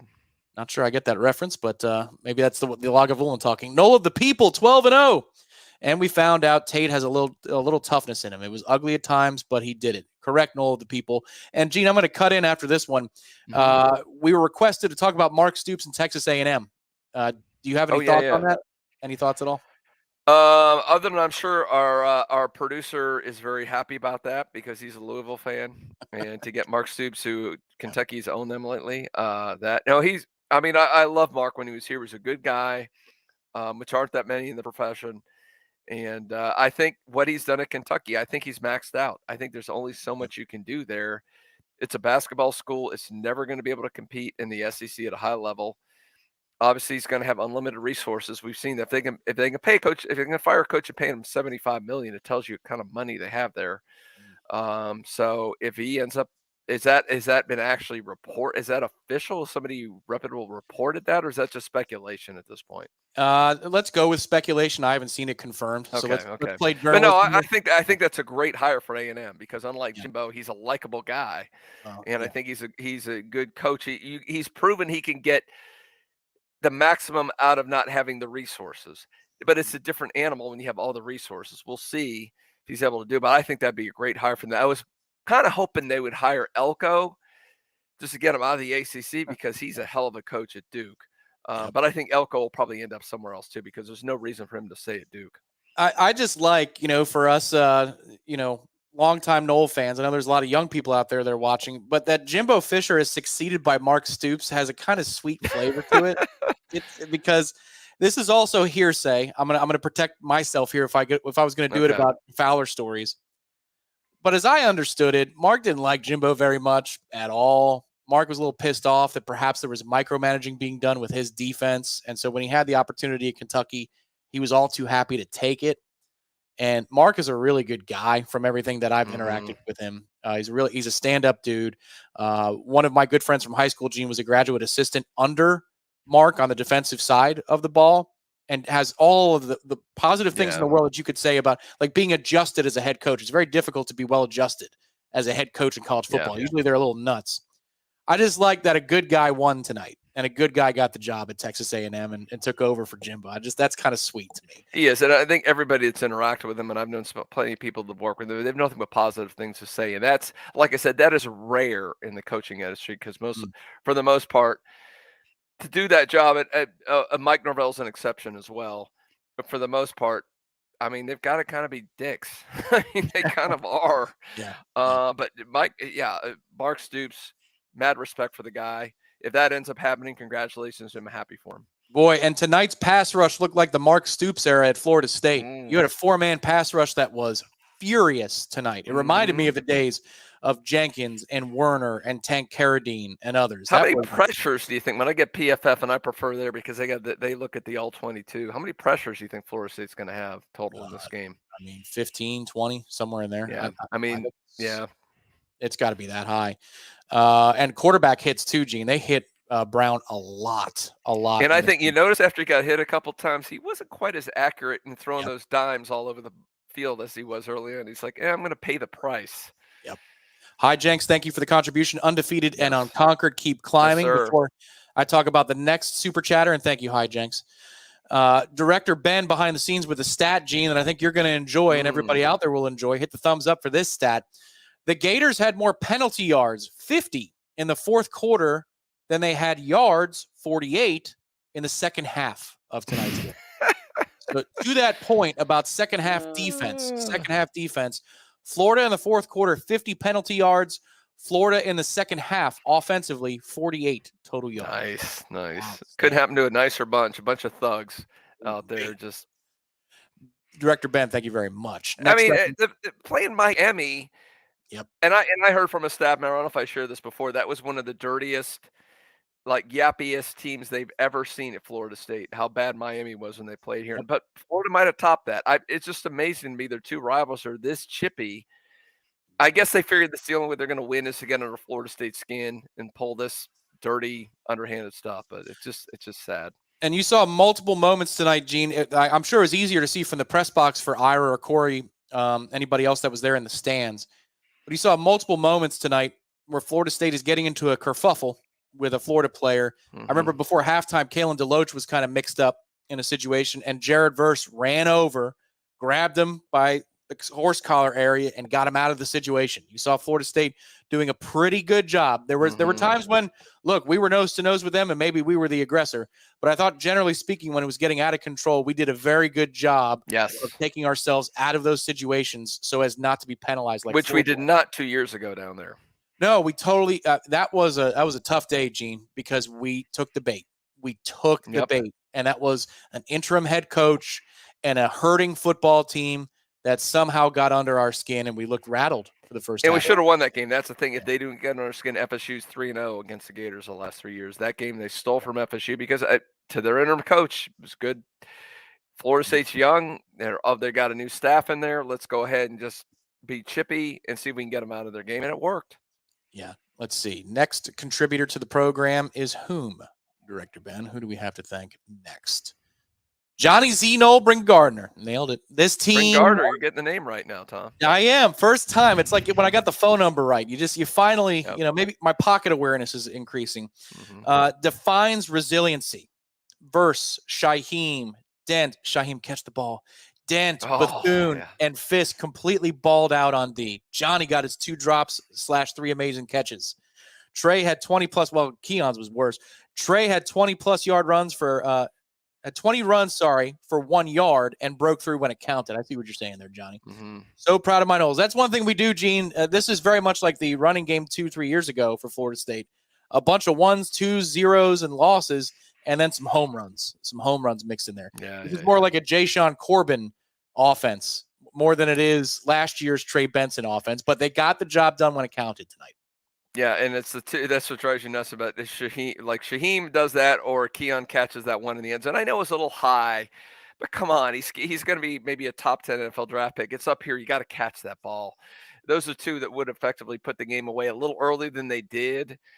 So that was frustrating, but again, they put themselves. They were in the right position. They were good calls. They're in the right position to make plays. So Kurt says it's going to be a rough week for Gator fans. We must be sure to bring up the classy. Their Christmas shopping done. Good for them. They got plenty of time for that. That's right. How's the golf course, guys? Fraternity banners, which I don't even hardly want to dignify that. Gene, I don't know if you're aware, but I saw that about Jordan. There's just, again, it goes with their players. It's classless. I'm shocked by the second one I saw with Jordan involved. Ridiculous. And the spitting, that's how Gators act. Screw them. Go Noles. We'll move on. I don't want to harp on that for too long. It's ridiculous. Thank you, Kurt. We really appreciate the contribution. I see what you did there. Here we go. Oh, Red Solo Cup and an Xbox headset. Look at that kid. Look at that kid. He's an up-and-comer. He's got something. If only that kid knew that from the time that picture was taken, we would be 12-0 in the regular season 3 times in the span of about 15 years. He wouldn't have believed it, Gene. We were losing a lot of football games with that Red Solo Cup night. We were losing a lot around here. But Florida State now 3 more 12-0 regular seasons in the last 11 seasons. It's pretty amazing. Thank you, Noel Kev. We appreciate it. Johnny, again, been an Noel fan since 1975. Wow. Worst effing officiating I have ever seen in college football. Hats off for Norvell finally lighting them up. He did, Gene. He picked his spot. It was a fiery moment from Mike. The only thing I'm a little, and look, I loved it because I think he did exactly what you needed to get on them to let them know the import of the moment, how badly they'd screwed up on national TV in front of Kirk Herbstreit and all these guys. And guys are about to be national headlines. And he did a good job of writing that line because the last thing you want is to get kicked out. He is your play caller. He is if he goes out, you're in trouble. So you're a little worried about that when he was in the face of the officials, because if he says the wrong word, he's out of there. So you're a little worried about that, but I'm glad he got on it because you can't just be passive and sit back and accept. When you're getting bent over, you got to respond. You can't accept that. Yeah, agreed. Johnny, thank you again for the contribution. Jay Jackson, 5 bones for a super sticker. Thank you very much. We appreciate you. John Brown, we got 2 wins tonight. 1 against the Turds, 1 against the refs. Go Noles. Our own kind, too. ACC officials. Last time we were down there. No, go ahead. I'm sorry. So last time we were down there, they forgot what down it was. Remember that? Oh, yeah. That was another one. I remember that was an infamous thing where they gave Florida an extra down down there. And I'm wondering, and I don't know if you can, there's a way to ask Mike Norvell, can we request SEC official? I know the way they do it. So if you're not familiar, so they went back and forth. There was a game back in, what was the year? The PK Sam? It was 03. 03. So after that, they had home team would have their own officials from the conference. Then a few years ago, they went back to having the road. So ACC down in Gainesville, SEC in Tallahassee, but the booth official is the SEC or ACC. It switches. So if they went to a review, there's an SEC official in the booth doing the review. So it's kind of a mixed crew. I'm wondering, and I'd love to ask Mike Norvell, could you ask, especially when they knew Hesser was coming in, could you say, no, thanks, we'll take the SEC officials? Do they have that option? Because would you take that option when you knew Hesser was going to be there, knowing his history, Tom? Would you take the SEC officials? I would, but even last year with the SEC officials in Tallahassee, remember the ridiculous pass interference call that kept their final drive alive? That's true. But it was not as egregious as that call, as the call on Dent. That was even worse. But you're right.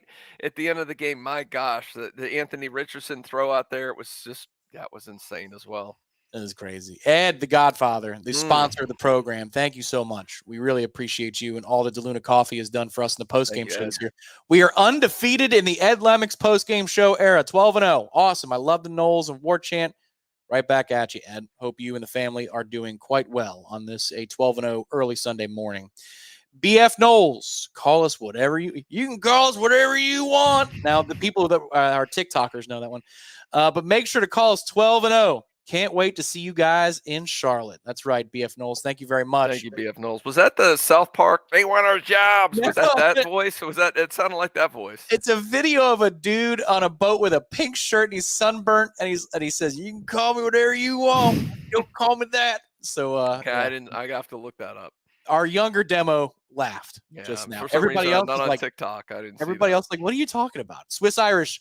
That verse pancake sack made me crave Waffle House tomorrow morning, perhaps. Yes. Defensive pancake. Cheers from Northwest Florida, 12-0 LFG. Ben, if you can get that clip. Look at Ben. Look at this. There you go. Oh, ass in the face. Look at that. Look at it. Look at the TAC 76 ass. Boom. The team just dropped down with ass in the face. That is awesome. Outstanding. Run that one more time, Ben. Is that Malcolm Ray? Who is that in the interior? No, it's Fabo. No, it's Josh Farmer. All right, give me enough guesses. Farmer There's there, only 4 down Farmer linemen. Look there. at Farmer split a double team. Oh, too. Farmer was going to get him if his ass didn't get him. That's correct. 76's ass beat him to the punch. But look at Farmer split that double team. Nicely done, 44. Man, oh man, what a great fourth quarter that was specifically for the D-line. They had a great night throughout, but that fourth quarter was something else. Steven Sandoval, how many times has FSU battled against the officials and the opposing team this year? How many games have we played? That's probably your answer. I can't think of one where it was a good game officiated. Yeah. Thank you, Steven. And last one before we go back to the phones. Gotta love the O-line love and Trey Benson. All the love for Trey Benson, says Mr. B-Town 300. Mr. B-Town. Yeah, Trey Benson was a monster tonight, Mr. B-Town. Thank you very much. Thank you for the contribution.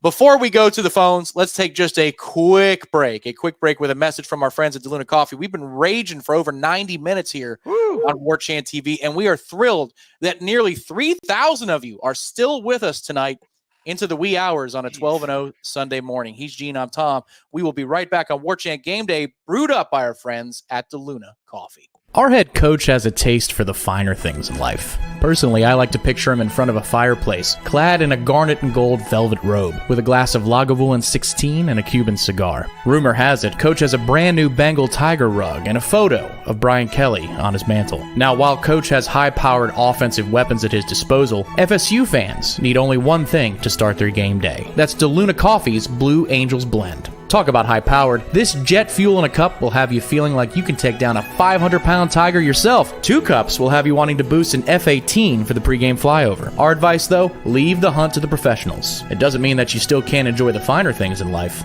just like Coach Mike. Trust me when I tell you, DeLuna Coffee makes for one hell of an espresso martini. Head to DeLunaCoffee.com today to find out more.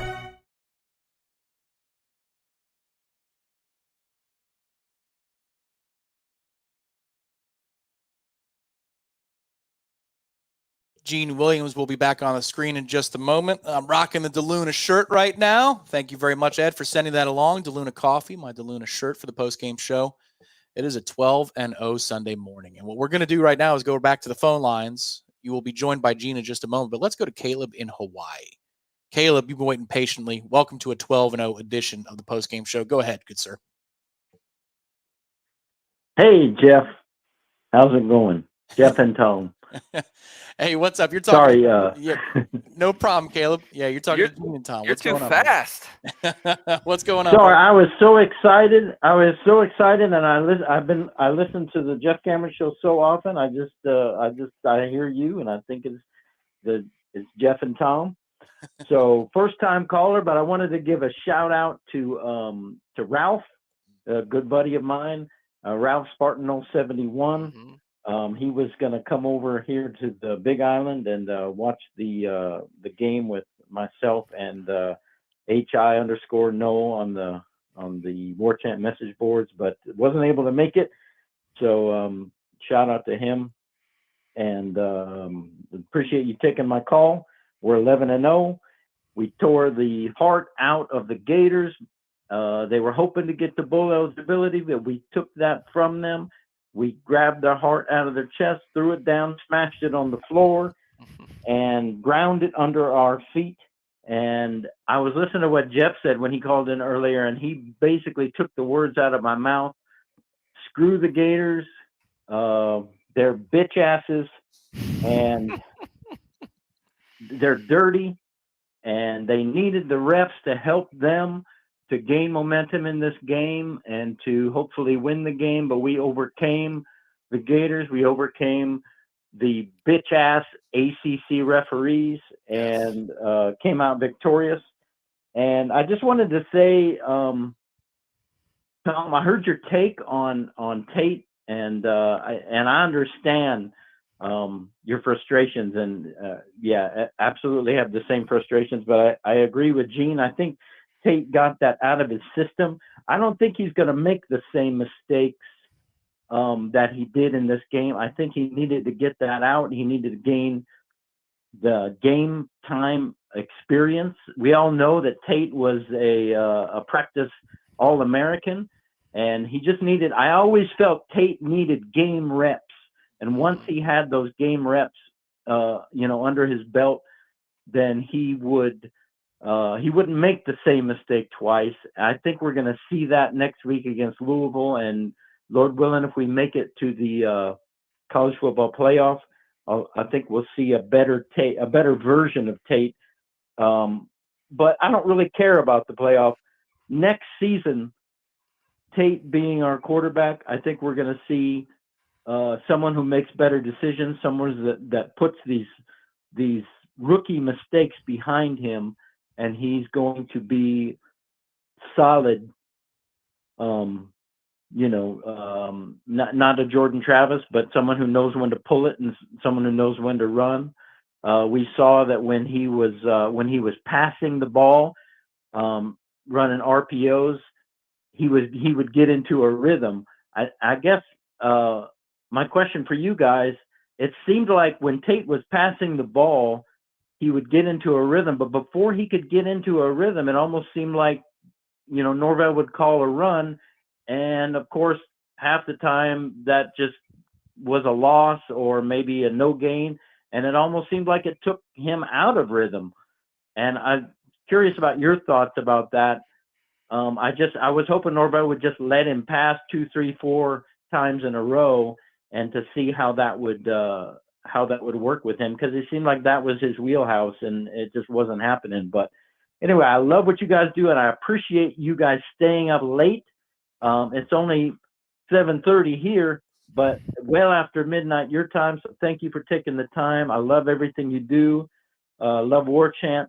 I'm a booster. I'm a member of the Battle's End, and I am fully invested in the Noles, and love you guys. Thank you for everything you do. We appreciate it, Caleb. Well, thank you very Yeah, much. we always get good callers from Hawaii, Tom. What's up with that? We do, and they were supposed to band together, 3-man strong watch party there, a Warchant Hawaii watch party. I'd like to join that one day. Say we need to do one of our shows out in Hawaii, Tom, for one of those. I think that's we gotta figure that out in the Warchant budget if we can pull that off. All right, if we win the national title, Gene, what do you say? Let's commit to it right here, right now. We'll do a show. Look how Tom's trying to pin me down on that since I'm writing the checks. I think that's how Warchant sent me out. Well played, Tom. That's how Warchant sent me out to the national championship 10 years ago. So yeah. Well, we'll be out, and we'll be California, New Orleans. We will figure that one out. That will be. I commit to that. We'll see about Hawaii. All right. We'll work on that. But yeah, hey, by the way, a great call. And this is very interesting to go back. How many times was he behind? I'm looking right now. I forget how many tackles for loss Florida had. I think I saw there were 7 tackles for loss. But how many times was Florida taped behind the sticks? Yeah. In this game in a hostile environment. That's part of the reason we get back to that too. Like, how much can you put this on tape when how many times he was put in a hole in a hostile environment? I just don't know about that. There's something going on with it. Some of the play calling, Tom, and some of those, it seems like it's a weird delayed handoff to Benson. He's behind the backfield. You're the more schematic guy. Tell me what is happening on those plays where they keep taking these huge losses on some of the running plays. Well, what I'll say first, Gene, is that if you're going to argue for Tate, and I'm on record saying that I was a little disappointed with his performance today, but it's also true, Gene, to say 100% that he was let down by the guys around him a lot today. He made his own mistakes, but 2 early drives. Trey takes massive losses that you really can't rebound from. It's essentially like a quarterback sack from your running back. You've got a couple of drops. You've got a play in the second half in which Keon just stops running. It's almost like he didn't expect the ball to come his way. It's a shot down the field. They set it up very nicely. He's in a one-on-one. He's got inside leverage, and it looks like it's an overthrow, but the broadcast rightly points out that he slowed down. Keon drops a pass in the end zone. I mean, so Tate was failed a little bit by the things surrounding him. I also do think, Gene, that there was a lot of first down run calls where they were highly predictable considering Tate didn't keep it at any point. So he was put behind the chains a lot, and he had to make some throws to get those drives going. So to the running plays, I'd probably have to look at it a little bit deeper to give you I could fake my way through it, but that's not what we do here. We look at it, we get the information, and we talk about it honestly after we see it. Some of the plays were different than others. They also had a couple of drives, Gene, where Casey Roddick came back in the game where he was at left guard. They started the game with Dimitri at left guard and Keandre Jones at right. Roddick comes back in after the first touchdown drive. I don't know what that was about. There's just a whole lot of different factors to sort through. But I would say, definitively, it's an awful lot of first down run calls. And that I think the best down to throw it if your Tate is first. And it didn't look like Florida was waiting for that. It looked like they were just lying in wait when you're going to do those first down runs. Yep. Yeah, we'll take a look at the sequencing next week. It'll be very interesting to see how they call it against Louisville. We now go to the official DMD of Warchant TV. He's been waiting patiently. It is Z-Chan in Thomasville. Z-Chan, are you driving back from the game, or did you stay local this weekend? No, Tom and Gene, I am currently outside of my house, walking my dog in my neighborhood. And normally, if I was walking my dog at 12:27 at night in my neighborhood, I would not be a very happy camper. But tonight, I could walk my dog in my neighborhood for another hour, and I wouldn't give 2 craps. We are 12-0, and we just beat the Lizards, so I don't care. No, I decided to stay home. We tailgated at my parents' house, had a bunch of people over. We had a plate of chicken tender popper things that we made look like gator bites. We put a fake gator upside down like it was dead in the middle of the plate, and we did it upright. It was a great night. It was awesome. I tell you what, that caller said earlier, the defense wins championships, and that somebody else said that he thought we had a championship caliber defense. And I think tonight, I think I've fully bought in. I've felt good about this defense the whole year, but after tonight, I agree. I think we could go the distance just based on our defensive play. I don't know that there's a team in the country that can manhandle our defense, and I feel really good about where we're at defensively, and I think they, even looking at offense, I mean, while I agree, Tom, that some of Tate's play left a lot to be desired. Look, he's a hostile environment, first start, and he didn't turn the ball over a single time. Made some good decisions when he had to just get rid of the football. And I mean, no matter what else, I think that I feel like that those two things alone tell me that we got chances still, even though Jordan Travis is gone and we hate it. I still feel like we got everything's ahead of us. We could do anything we wanted to do, finish it out. And even if we don't, no matter what, this has been an amazing season. But a couple things that I pulled out that I wanted to just highlight this defense. They played 59 snaps tonight, and 17% of those ended with a tackle for loss. And then almost 8% of them ended with a sack. I thought open field tackling tonight, it just struck me how amazing that was. And compared to 2 years ago when we couldn't tackle a tree if it was standing right in front of us. I think it shows how improved our defense is, and how, even though the calls for Adam Fuller's head were strong in the last couple of years, I think that all that is gone. I thought it was when it was announced that he was a finalist for the defensive coach award, I thought that was I kind of chuckled to myself and thought, man, we've come a long way, haven't we? But here's my question for y'all. So, do y'all expect Tate to improve, stay stagnant, or regress in the ACC championship game and/or potential playoff games? And if you think he's going to improve, do you think it's because we do a better job of scheming, of an offensive scheme? Do you think he just settles down, or do you think it's because he gets more reps? So I'll let y'all battle that out. I hope to see y'all guys in Charlotte, although I'm not flying up until Saturday morning, so maybe not. But if not, maybe at a playoff game. So go Noles. If you're not already, join the Battle's End. Like and subscribe Warchant, and sign up for that Warchant Gold subscription. Ooh, do it. That way you get ad free. That's what I did. There we go. Thank you, Z-Chan. Outstanding. Thank you, Z-Chan. Some great promo stuff. read. Go ahead, Gene. No, I'll say some great stuff to touch on. And Z-Chan, want to get to you, but we've got the 5-star himself hanging in the bullpen.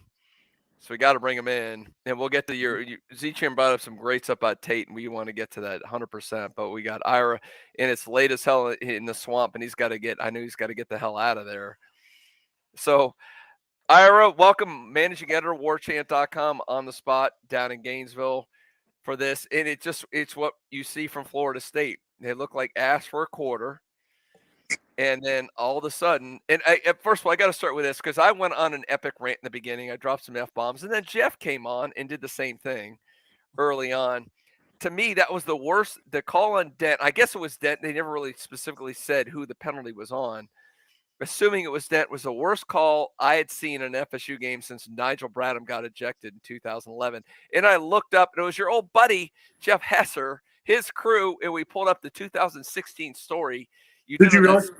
I did. I pulled it up. I took a screenshot of the table you did of that game and that MFer and his hatred for Florida State. So I'm sorry, I'm raining again. But just tell me, what is going through your mind when you saw that ridiculous call on Dent?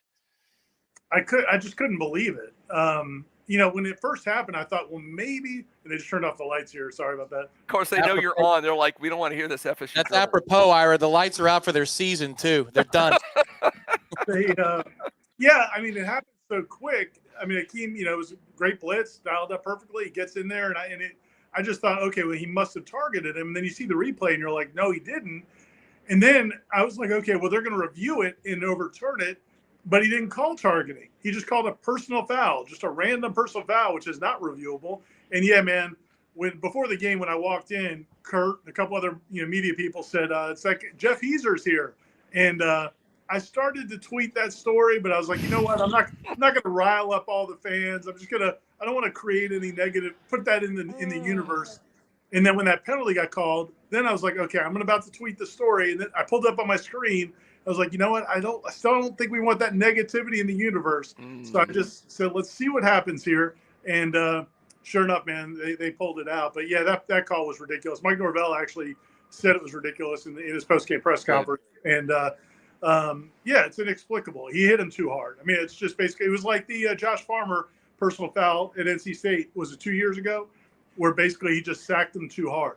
And anyway, everything that could go wrong was going wrong. I think if you had to draw the script up for Florida to win this game with a redshirt freshman quarterback against a much better Florida State team, all of the things that happened in the first quarter and a half really had to happen between field position and penalties and just so many things. The incredible throw that Max Brown had down the sideline. Yeah, two of them.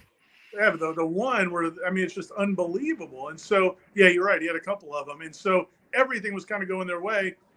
Florida State's down 12-0, takes a sack. And it just feels like, man, this might be how this ends. And that I really felt like that drive before the half was, I'm sure you guys have talked about it. That drive before the half was huge. And Tate made a couple of big throws in that drive. And Trey Benson obviously finished it off. But once they got that, you could see the way Florida State's players went when they gather. Norvell gathers them on the field at the end of the first half and talks to them before they go in the locker room. You could just see the way they were all acting. Like they felt like, okay, we dodged these bullets. We took these punches. Now it's our time. And, Florida fought in the second half, but Florida State was too much. Yeah, and you're right. It's I don't know how much you saw there in the replay, but it's amazing if you see the slow motion on Dent hitting him when he gets right when he's making contact. He actually turns his head away to make sure. I'm going to make sure this isn't a penalty. So he did exactly what you're taught to do, and still got written up. But anyway, enough of that. I was going to say we're never moving on from that, are we? No, we're not.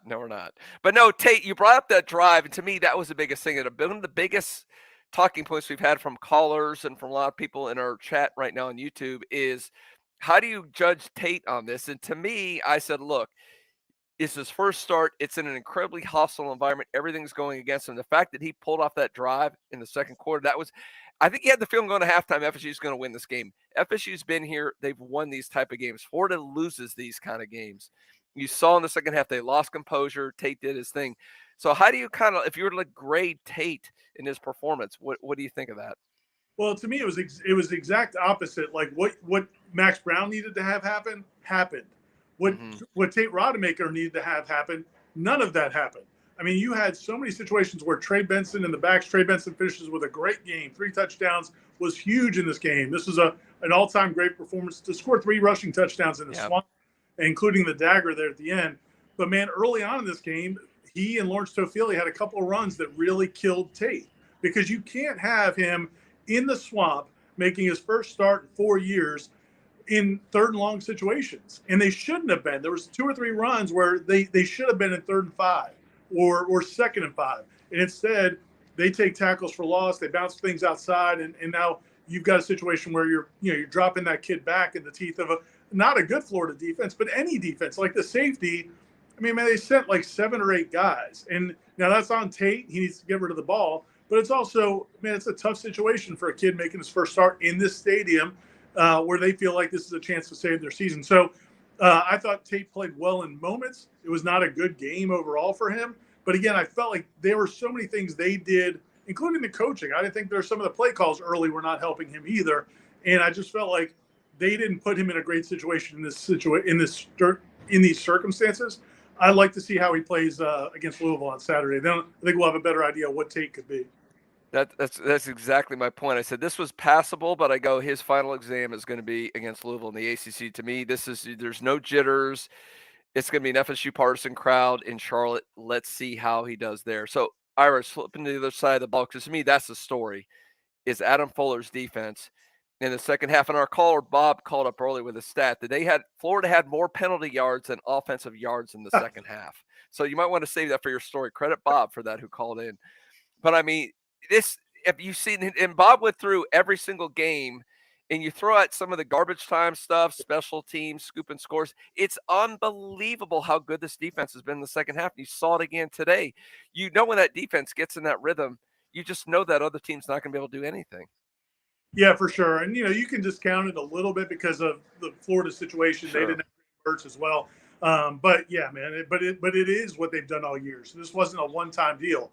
This is how they've been all season, and they came through again in a big way. I think in the fourth quarter, as I didn't have the stat you mentioned, but Aslan was telling me that in the fourth quarter, Florida had negative 15 yards of offense.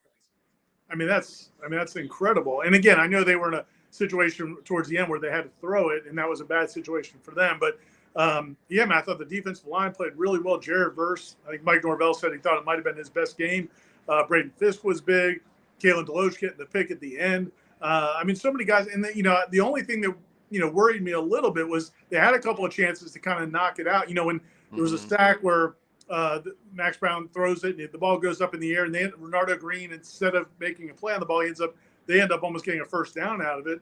Then late in the game, Shaheem Brown has a pick. It would have been a tough catch, but man, you make that catch, and it's probably ball game. And it felt like they were not coming through with those big plays until the very end. But yeah, man, you cannot criticize the defense. I thought they were what they needed to be. And the only touchdown Florida scored the whole game was on when they were gifted the first down on a third down stop. Yeah, and the last thing I want to ask you about Ira was, and I got to give credit to Tom and then bringing this up earlier. He was talking about Mike Norvell talking about Jordan Travis, or not Jordan. Jeez, I'm totally out of here. Keon Coleman on that punt return and how key that was in the second half, and the fact that this punter is great. By the way, Florida's punter, fantastic. Outkicked his coverage on that one. So instead of letting a ball inside the 10-yard line go, Keon has the green light to run that back, and what that did to set that late drive up for Florida State. Well, that was huge, but again, that one made up for another one of those things we were talking about earlier where they kind of put Tate in some bad situations, because earlier Keon let that 62-yarder go over his head and end up downing it, deep inside Florida State territory. They end up taking the safety. So, but no, he definitely redeemed himself, and you're right, man. That kid boomed punts all night. He was awesome. Corey and I talked about it in the wrap. It feels like Florida State has faced a murderer's row of punters. I mean, every week it seems like. The Miami kid with those directional punts, it's just been one thing after another. But yeah, Keon, that was huge. I mean, it's such a huge emotional lift in a game where, and they weren't going to have many drives where they were going to drive the length of the field. So, that was huge. And it wasn't a night where Keon Coleman did a whole lot offensively except draw a couple penalties and have one really nice catch. But other than that, it wasn't a huge game, but that punt return was enormous. And after the game, he sealed it just like he did against LSU in the season opener. If you remember, he did the running backflip, somersault, cartwheel. I didn't know who made that flip. I didn't realize it was him. And so, yeah, man, it's pretty cool. Again, man, I'm sure some people out there are frustrated that this team doesn't look great. The first half didn't look great, but man, it's so cool that they ended the season. They didn't let what happened to Jordan derail their season. And they have finished 12-0, only the sixth time I think in school history. Yep. It sounds like Ira, the program is on fire. There's a fire truck in the background of some kind. Seriously, I hope everybody's okay in Gainesville. I'm not trying to make light of that, but two-part question for you real quick. It's an open-air press box. You could hear it loud as day, clear as day, loud as hell on television, the war chant being blared by Florida State's marching chiefs throughout the game. I wanted to know your thoughts about the crowd split, how many Florida State fans showed up for this game relative to maybe some of the games you've been to and documented this rivalry in the past. And then the second part would be about the post-game press conference and maybe the attitude towards flipping the switch towards the ACC championship. I wonder how the messaging was for that, or if tonight was about tonight only and they weren't really talking about flipping the page and getting ready for next week. Yeah, no, the Florida State crowd was awesome. It wasn't, it wasn't close to 50-50. I'm guessing it was probably 75-25. But there were a lot of Noles here, and you could, like you said, you could hear them. But the marching Chiefs were incredible. I mean, they did not stop. It's like, it's a joke. We all kind of complain about how little they get to play. Well, there was nobody stopping them tonight, and they played.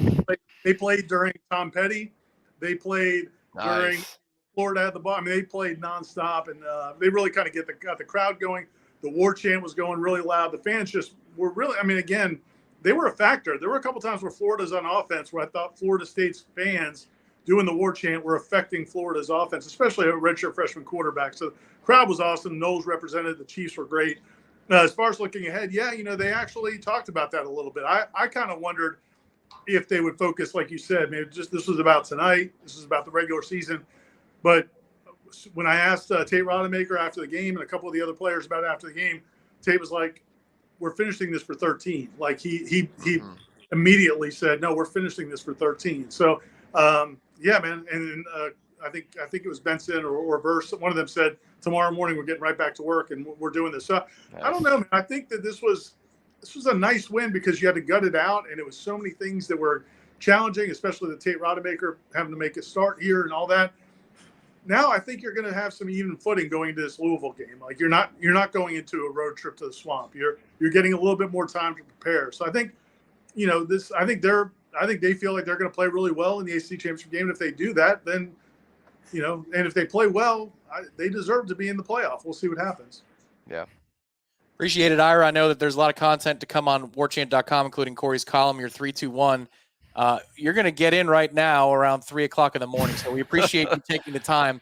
They shut the lights off, but they never shut the light off on you and the coverage you bring to the site. Appreciate you. Appreciate it. And also Matt Lacero's here, and I think he interviewed Jeremiah Smith, the 5-star wide receiver, and a couple other players as well. So we'll have plenty of recruiting coverage. We don't get a whole lot of on the road, but we brought Matt with us, so we've got recruiting coverage coming as well. So stay connected to Warchant. Thank you, Ira. That's Good stuff, Ira. Safe travels, buddy.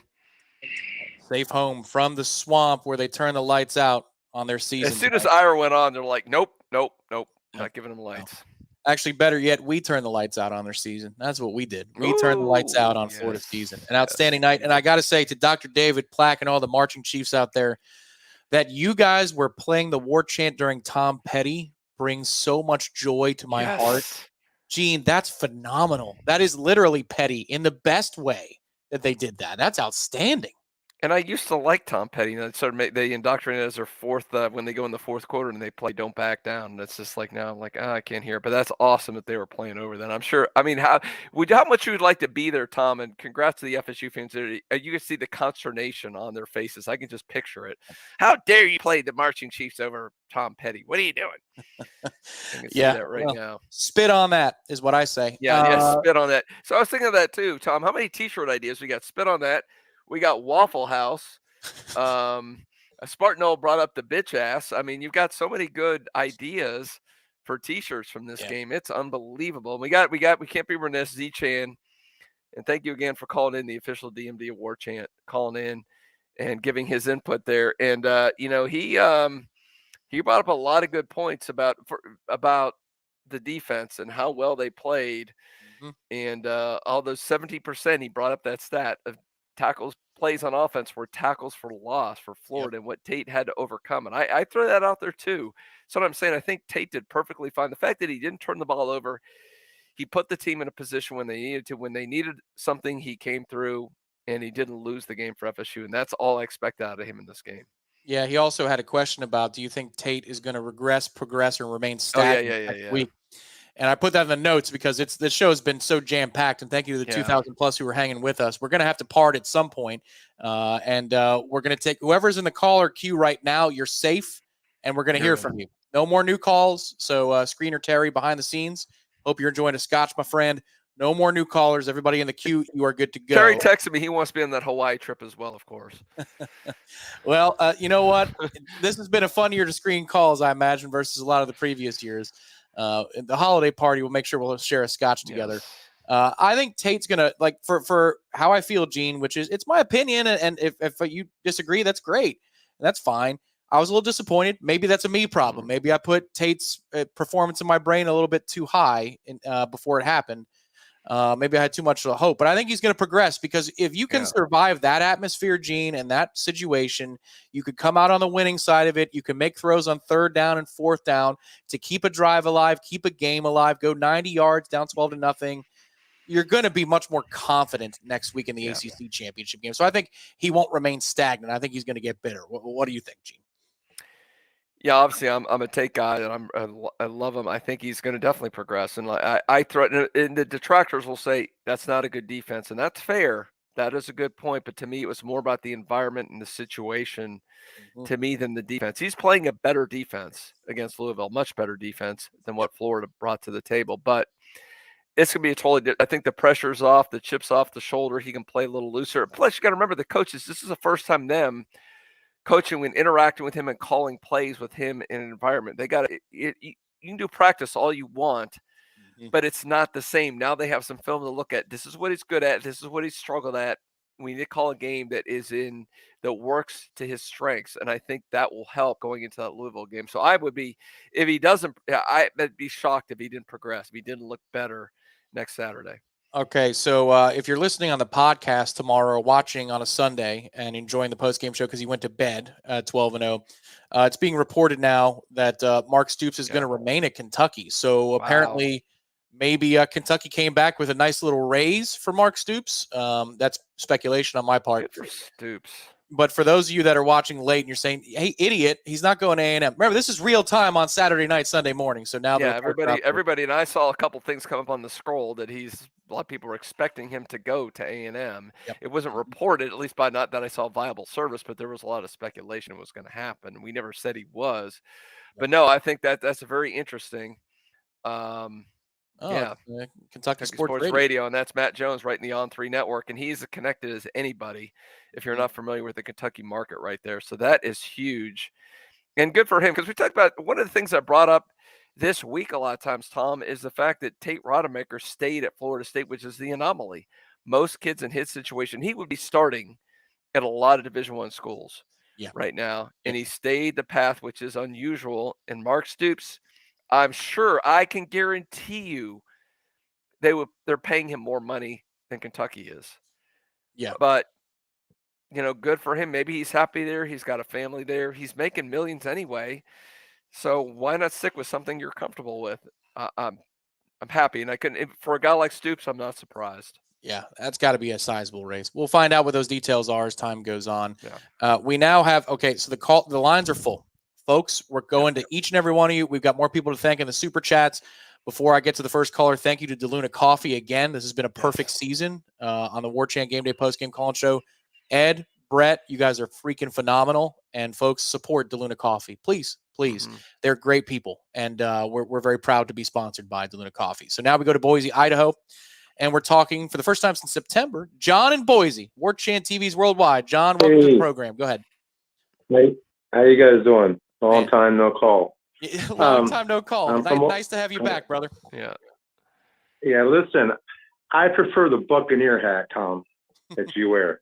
That is classic. Buckeye Bruce, you got to represent. I have another question for you, Gene. Number 12 jersey, is that Thad Busby? It's a generic. I'm glad you pointed that out. It's a generic 12. I mean, that's not anything special. I just have the. It's a 12 jersey. I think I had it. It was one of my jerseys I used to wear to games way back in the day, and I've got the Gator Buster on there. So yeah, that's what that one is. But yeah, thanks. Bye. We brought up Tara from Garnet Gold, and she set me over the Jordan Travis jersey as well. So thank to Garnet Gold for that. Well, there's three things I want to comment on. First of all, tonight, why didn't we do more slants with the tight ends? Kyle Murlock was basically invisible tonight.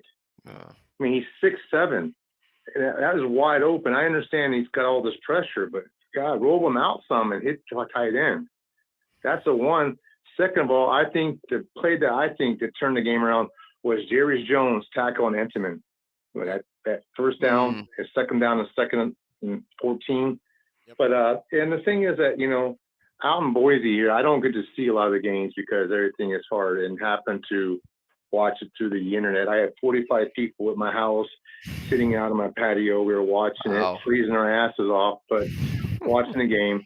I was so unbelievably aggravated the first quarter. I just could not believe how we played so. And all the people out there are laughing at me because they're Boise State fans. And they wore that stupid orange and blue as they had the Gators, and it makes my skin crawl looking at those colors. But I just didn't understand why we didn't do more passes to the tight ends. And also, why in the hell are they not changing the cleats when Trey Benson kept slipping and falling? It makes no sense. Yeah. If you're falling, change your cleats, get a bigger grip. Like I say, I went to Florida State. I'm a graduate. I played baseball there for Coach Martin. But being in the swamp, anytime you beat those swamp monkeys, it just makes my day. And I'll be there in Houston, hopefully, if we make it there. So that's all I wanted to say, guys. You guys had a great holiday. If you ever get a chance to come out here, you guys are more than welcome. Come out and do a show out here. Back of my house is a big mountain range. I have a river behind my house. You guys are more than welcome to come out there and bring everybody. And so I was wishing we were playing Boise State out in Boise. I was going to tell you guys to come out and do the show at my house, the whole 9 yards. So that's all I got, guys. I love you guys. Oh, by the way, I do get the DeLuna coffee sent to my house, the Blue Angel. Awesome. Oh, yeah. It picks me up. I'm good to go. So, but like I said, guys, enjoy the show. I am a subscriber of Warchant, and I'm coming home someday, but not yet. So hopefully we get there and 14 games or 2 games, whatever you want to say it is. So thanks, guys. Have a great night. And that's all I got. Love it. Thank you, John, very much. Thank you, John. Really good call. You know, Gene, we could be doing a world tour next year on the Warchant Postgame show. Hawaii, Boise, Idaho. I'm down, baby. I'm Gotta okay get the with that. Warchant jet. We need to get a few more subscribers. We'll work on that. So I was surprised too. I don't have a good answer for you why we didn't. But the linebacking level from Florida is not good. I'm surprised we didn't target that particular matchup a little bit more, Gene. Yeah. That was surprising to me. That's a really good observation by John, because you brought up, and I think it is well, and I will look at one of the things I'll do in the PFF analysis in the morning. I'll be the first one up on the Warchant staff in the morning. I can guarantee it. And I will be doing a breakdown. And one of the best things PFF does is give you the snap counts, how many times the guy's out there. And I think you're right. I think Bell, not a whole lot. And I get it. But we've seen in several games when Bell is limited, injured, whatever, we're not sure what's going on there, Morlock steps up. I mean, he is more than capable. He's not the elite athlete that Bell is, but he's more than capable. He's got the size. Why they didn't try to go that a couple times, that's kind of baffling. Yep. It seems like that, like you pointed out with those linebackers, that play should have been there. And it's interesting on he's right. I've noticed a couple times that I didn't think about it. It's a good point he made about Benson slipping a couple times. I don't know if they going back to the old time fans like me will remember 1993 in Notre Dame when the Irish ran the sprinklers before the game to make sure to negate Florida State's speed by watering down the field. I don't know if the Gators did that. I know there was a little bit of rain at some point. There was in there. Maybe that's it. So I don't know if that's the equipment staff or what happened there, but it was interesting that a couple times he did slip.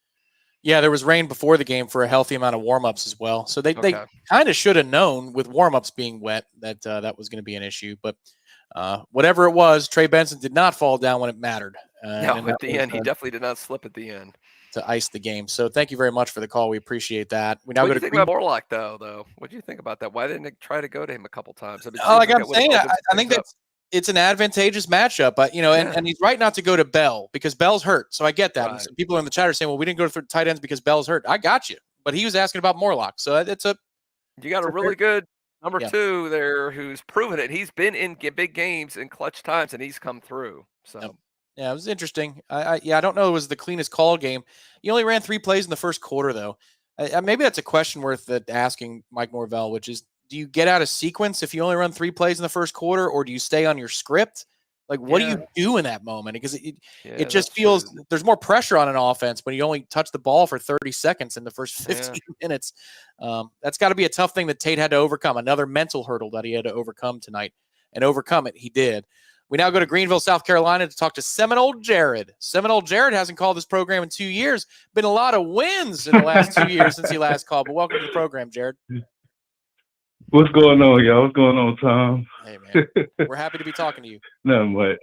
Yes, sir. Yes, sir, man. This is the second year in a row that my Seminoles have beat the Gators on my birthday, and I'm elated. This one's even sweeter, more sweeter because we're 11-0. And I'm just so happy for the guys, man. This team has been through so much. The last time I called, we broke the streak of 0-4. You know, we won the state the next year. We broke the streak of beating or losing to Clemson. It's just, oh man, really. And also going to the ACC championship for the first time in 9 years. Like, I was there 9 years ago, and I'm most definitely going again. But I want to ask about the rest. Like, I know y'all talked about it before, but I remember in the LSU game in the first half when Patrick Payton sacked Jaden Daniels and they threw the flag. Were those ACC refs in that game as well? I don't think so. What game are you talking about again, Jared? The LSU opener, Tom.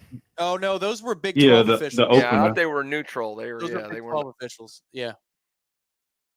It's so annoying how they just give them points. Like, they just giving away points to the other team. No, It's just, I don't get it. And also Trey Benson, when this guy runs north and south instead of east and west, like, he is a different running back. Like, he's like Marshawn Lynch and Leonard Fournette put together. So if we can just get him running north and south, we'll be good to go. Jared, if you don't another mind, question. go ahead. Real Yeah, quick. go for it. How old are you today, Jared?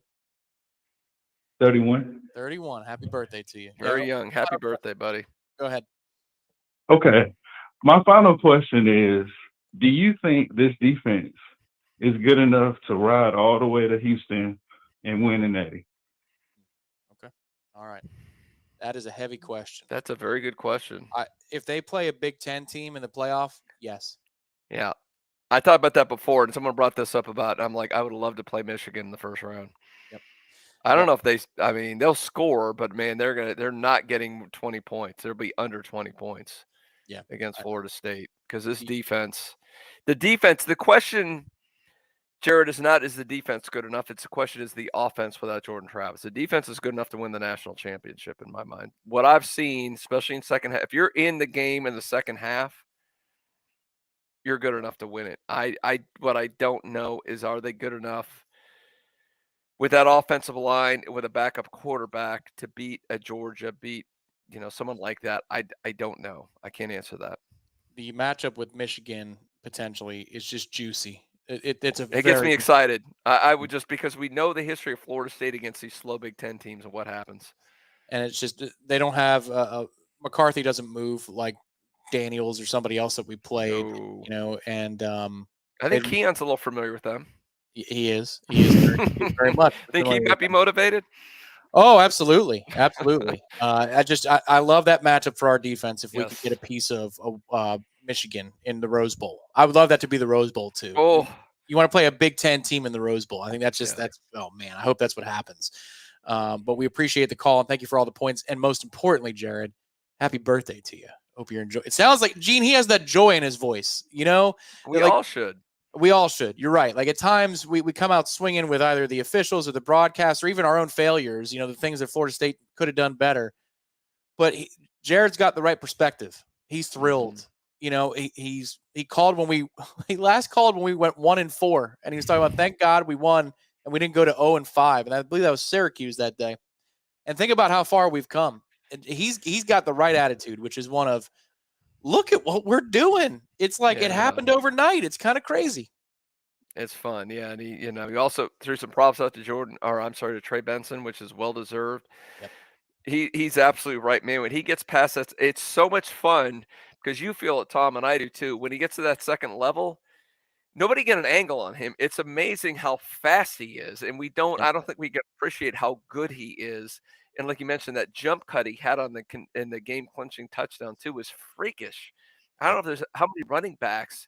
I mean, I don't know if I've seen anybody. Maybe Bijan Robinson can do that, but I haven't seen too many guys in college pull out moves like that. Yep. No, it's that was nasty. An update from R. Wilmer says, I've done it now to Tipsy. Thanks, Gene, Tom, and Ben. Woke up Mama Bear. Crap. Oh, boy. Sorry, Wilmer. Sorry, R. Wilmer. But not really. I'm not sorry. We're 12-0. You need not apologize, R. Wilmer. It's an undefeated version. All right. Last round of callers here. Here we go. We're going to Scott in Palm Coast. Scott in Palm Coast. Talked to you a couple weeks ago. Welcome back. Yeah. Hey guys, how are you? We're happy. Great, Happy. great, Scott. We beat Florida. Hello. Yes, we did. Yes, we did. What you got for us? At night in the swamp, down 12, just started pressing them, right? That is correct. They did start pressing them, Scott. Yeah. It was a clean fourth quarter, that's for sure. Hell yeah. So my next question is, how are we thinking about Louisville? I think we can get them. And then we're in the playoffs. So just want to put that out there. And Denise, my wife, she wants to give you guys a whoop whoop. Okay. Gene, I love you. I live by everything you say. Gene and Tom, you guys are household names up here in the Massey family. I love you guys. Happiest of holidays. The Nole Nation mom. Oh, we love that. Thank you. Great. Thank you, guys. Thanks. We appreciate Thanks, it, Scott. Yeah, thank you very much for the well wishes. Household name, Gene. There you go. Your household name in the household. Well, I think because my mom lives in Palm Coast, so I think that's what I think she's going around house to house, letting people know I need to be a household name Thank over you there. to But thank you so much. That was really cool to hear. Yeah, I mean, beating Louisville, man, that's gonna be something. I don't like playing a team when they played their their second worst game. The worst game of Louisville was Pitt. Their second worst game they played was obviously against Kentucky. Louisville's a better team, but they played like crap, obviously. And they're going to be, of course, giving their best shot to Florida State, as most teams do. Yeah, a quick scouting report on Louisville. They did some things to Miami when they scored a bunch of points against Miami a week ago. I believe it was 38-31. They won before they lost 38-31 today. But they worked the game over the middle with the tight end, and they used a lot of isolation on Miami's linebackers, which worries me a little bit because we didn't do that great tonight.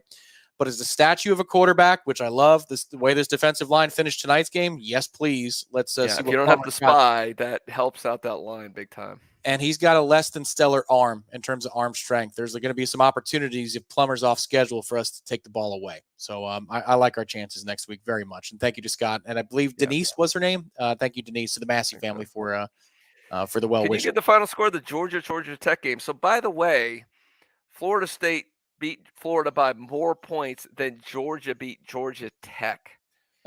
So all you people that want to rip Florida State for not being that good, I mean, 31-23 was the final score. Well done, the juggernaut that is the Bulldogs, those pesky Yellow Jackets. They're going to try and only discredit Florida State and not Washington in the argument this week. Let's see another one, yes. I didn't know that contortionists were hired on television these days, but that's what they're going to do. They're going to contort themselves to make this argument. We will be live on Tuesday night here on Warchant TV for another playoff reaction show. This one's pretty important. This one is pretty important on Tuesday night, 7 o'clock. It's the penultimate edition. We will see where Florida State slides in, but be sure to like this video, subscribe to Warchant TV. And if you want to be alerted when we go live so you don't have to set reminders for yourself, hit the bell, so your phone will be notified or your computer will be notified when we go live. So these are easy ways to stay up to date with Warchant TV. We now go to our third to final caller of the night. It's Dolphin in Orlando. It's Dolphin. Is that right? Go ahead. Yes, sir. Yes, sir. And hey, Tom Petty ain't shit. But what I'll say is they're gonna do backflips to say that Alabama win was some rivalry knockdown drag out, and it is what it is. But my main question for you fellas is, obviously they had us in the first half, right? They had us in the first half, and I don't know if that was Tate settling in, play calling kind of settling in with it, or I guess my main question is, what are y'all's thoughts on tonight? What did we see from Tate? And I know it's looking forward, but what did we see from Tate tonight that we can be confident moving forward next season? Versus, are we looking at transfer portal? Are we looking at Brock Glenn? and so forth. Appreciate everything you guys do, fellas. You got it. Thank you, Dolphin. Thanks, We Dolphin. the ability to handle adversity in a raucous and hostile atmosphere is what you saw from Tate. So that like in terms of heart, he's got it.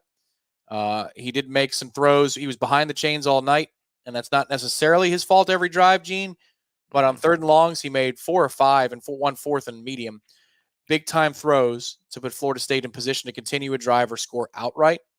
I don't know that they need to dip into the portal. I don't think they do.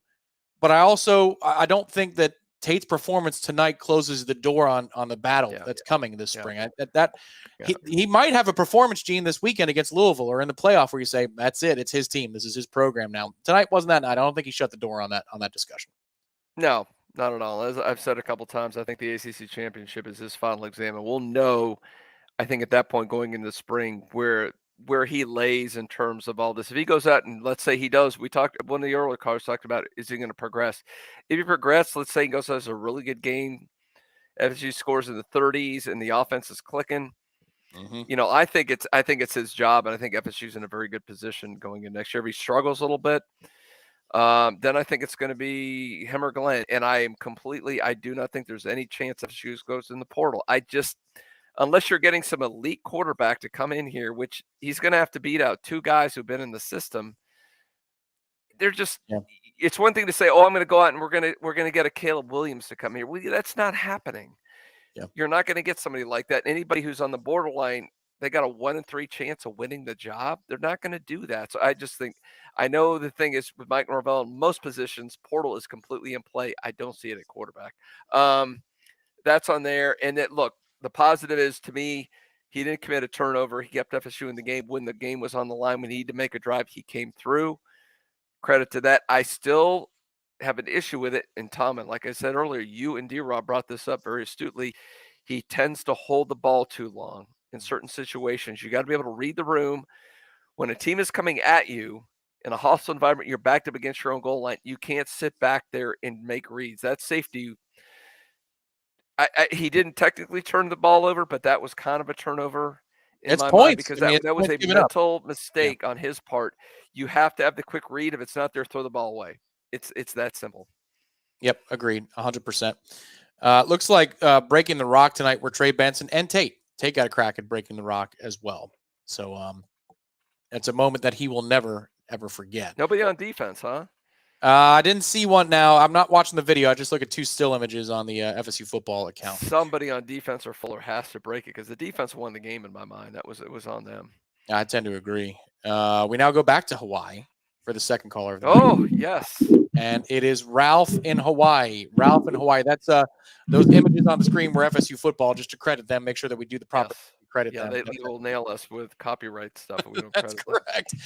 What's up, Spartan Nole? How you doing?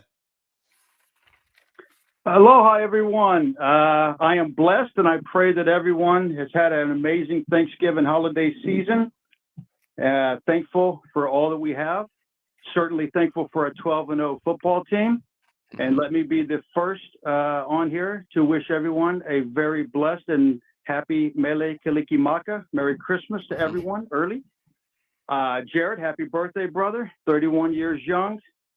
Make the world take notice of you, my friend. You still have a lot to go. Jared Verse and the Florida Gator offensive linemen in the second half were jawing at each other more than I think I've seen. It looked like it was getting nasty. And I believe that's the same gentleman he pushed into the quarterback. So if that was, I have to believe he got some extra solid. The Waffle House. I'm sorry? I'm sorry, Waffle House. We're just making fun of that tackle there. The butt in the face there. You're watching it, Spartan Nole. Yeah, I believe that he and that guy were jawing each other seriously, at least in the second half when I started noticing it on camera. They seem to have some deep-rooted animosity going on. My question is, and obviously this is a wonderful night. I'm so happy for Tate. It started out the way I was afraid it was going to, and Tate rose up, and the offensive line eventually rose up, and I'm so happy for the guys, obviously. But if we start that way coming up, because the rest of our games this year, there's a trophy attached. We're getting ready to play some championship football. And they have kind of started slow in a lot of games last week, even against a very overmatched opponent, in my opinion. How concerned should we be going forward with the level of opponent we're about to start facing if we keep starting that way? Thank you, guys. Aloha. Aloha. We appreciate it. Aloha, Thank you for Ralph. the well wishes. We certainly hope that your holiday week has been blessed as well. Very concerned is the answer. If you start slow and you're in a multi-score deficit next week, you could emerge from it. Louisville doesn't keep me up late at night, Gene, but you go to the well once too often and it can get squirrely. We had a caller or a commenter earlier tonight who said, Gene, that they were hoping this wasn't like our 2014 implosion, the end of that season, because of the way everything was caving in on us from all parts. The crowd, the calls, the throws that the kid was making, he's out of body experience with some of these third down throws he's making. It's all crumbling, but we responded. You don't want to go back to the well next week against Louisville and be down 13-0 in the second quarter. Like at some point, it's going to cost you. So I agree. You should be concerned if you start slow. Hopefully now, Gene, with a game's worth of real tape for Tate Rodemaker, they have a better plan out the gate to get him involved. And hopefully you have more than 3 plays offensively in the first quarter of the game. That would certainly help too. Yeah, like I said, I think this Saturday will tell us a lot about this team. But no, Ross made a good point. I don't know if you remember this, Tom. We did our post-game show with BC, and I was wrong. I said these lapses they had, and it seems like most games they have these lapses where they take about a quarter and a half off, and it's both sides of the ball. It's not just with the offense is slow. It's for some reason it's infectious, and they just play horrible on both sides of the ball for about a quarter or so. And I said, I don't think they can get through the season undefeated with these lapses. Well, they've had the lapses all season, but they've still managed it because I underestimated the resiliency and the composure of this team, and they did it again tonight. But to Russ' point, you cannot keep doing that. At some point, like you said, Tom, maybe against Louisville you get away from it. Yeah. You're not getting through the playoffs, but you can't go Georgia and take a quarter and a half off. You're not going to come back from that. It's just not going to happen. But again, it's a credit to these guys, and I think this is the exact opposite of the 14 team. While there's some similarities, that was a team that had more talent than anybody in the country. Yep. And they got by on the talent. And it's like, they were behind. Jameis comes back, and they just use all the talent to overcome. This team, it's hard. They're overcoming these teams because they are so resilient, because they have the composure, and they just basically outclass teams in the second half. Like, that's fine. You get ahead. You have some bad calls go our way. Some stuff happens. That's fine.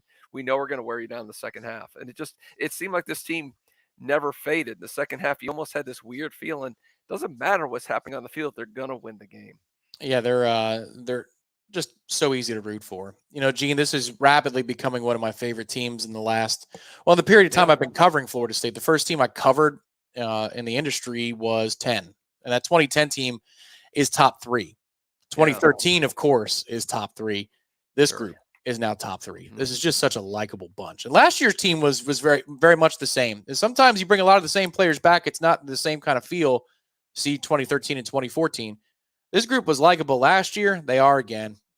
Hats off, Mike Norvell. It's a very good night to be a Nole, and it's always a good time to be proud to be a Nole, but this team makes it easier. Final 2 callers. Here we go. Wes in the Villages. He just left the stadium. All right, Wes. Tell me about how loud it was in the stadium from the Garnet folks in the stands, and how loud the Marching Chiefs made it. How you doing tonight? Go ahead. Hey, fellas. Hey, Gene. Hey, Tom. Yeah, I just got off I-75, and nice to not have such a long drive home. I'll be home in like 10 minutes, so it's pretty cool for that. But yeah, let me just say this. You guys know I have gray hair in my beard. Well, I walked into that stadium, and I walked out with more gray than I walked in with, and that's no surprise. But I will tell you, people don't understand if you've never been inside that stadium. And I know you guys got lots of people, probably thousands of people watching, listening to the show who've never been inside that stadium. And it is, if you're just a fan of college football, it's one of the most raucous environments to ever step inside of. And for Tate to come in there, get the start, and play how he did to start, and then come out in a second, and finish strong like he did. It's a real testament, not just to him, but the team and everybody, because it was so doggone loud in there, and it was on top of it. It was so annoying that I just couldn't. I just hated being there, but I loved being there at the same time. But yes, it was insanely loud. I'm surprised that we didn't have more false starts, more penalties on offense, because I've been in Doak many times, and I can tell you it doesn't get that loud as it does inside that swamp, because you're just literally on top of the field. So people don't realize that, how tough of an environment that is. So you really have to give those boys and the coaches, everybody, credit for it, because it was insane. And, I knew it was going to start out rough. I didn't think it was going to be quite that bad. Some of those calls that were made, being in that stadium and seeing that and going, we got to fight the officials also, aside from the crowd. So for them to finally settle down and lock in, and in that second half, and I told everybody at our tailgate, I said the FSU defense had only been giving up 5 points a game the entire year. In the second half, we give up in the second half, and it was a whopping 3. So, like I heard you say, Gene, while I was waiting, you really got to give that FSU defense credit, because they have kept us in. It's just awesome. That's true. That's true, Wes. We'll give you one chance to reconnect there, as you're probably going through. We're losing you a little bit. I guess the villages have bad cell He's going through the service, sticks when the turnpike arrived. Yeah, I know. I've been there many a times. Wes, we appreciate the call. You did not rebound, and that's not your own fault. But you know what? I'll do it for you. Make sure to like this video, subscribe to Warchant TV, head over to warchant.com, support everybody that supports warchant.com, like DeLuna Coffee, like our friends at Hotel Indigo, who did a great job this year for the pregame shows. Make sure to come to Warchant events like the one we're hosting next Friday night, or we're co-hosting next Friday night, I should say. And that is at Resident Culture.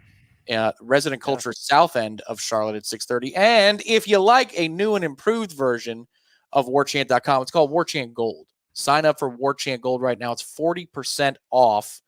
40% off the highest tier of Warchant.com memberships.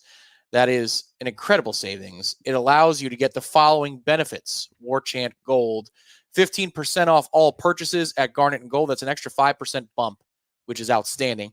That's 365 days of your membership, or the entirety of your monthly membership that rolls over month after month. 15% off all Garnet and Gold purchases, an ad-free experience for you, and access to your own dedicated message board that we like to call the Renegade Room, which will have expanded one-on-one access to staff members at warchant.com and also student athletes at Florida State. That is all rolling out here in the near future. And you know what? I'm speaking for Gene here a little bit. There will be more benefits to Warchant Gold as the year comes and develops. And I'm talking about even through the off season.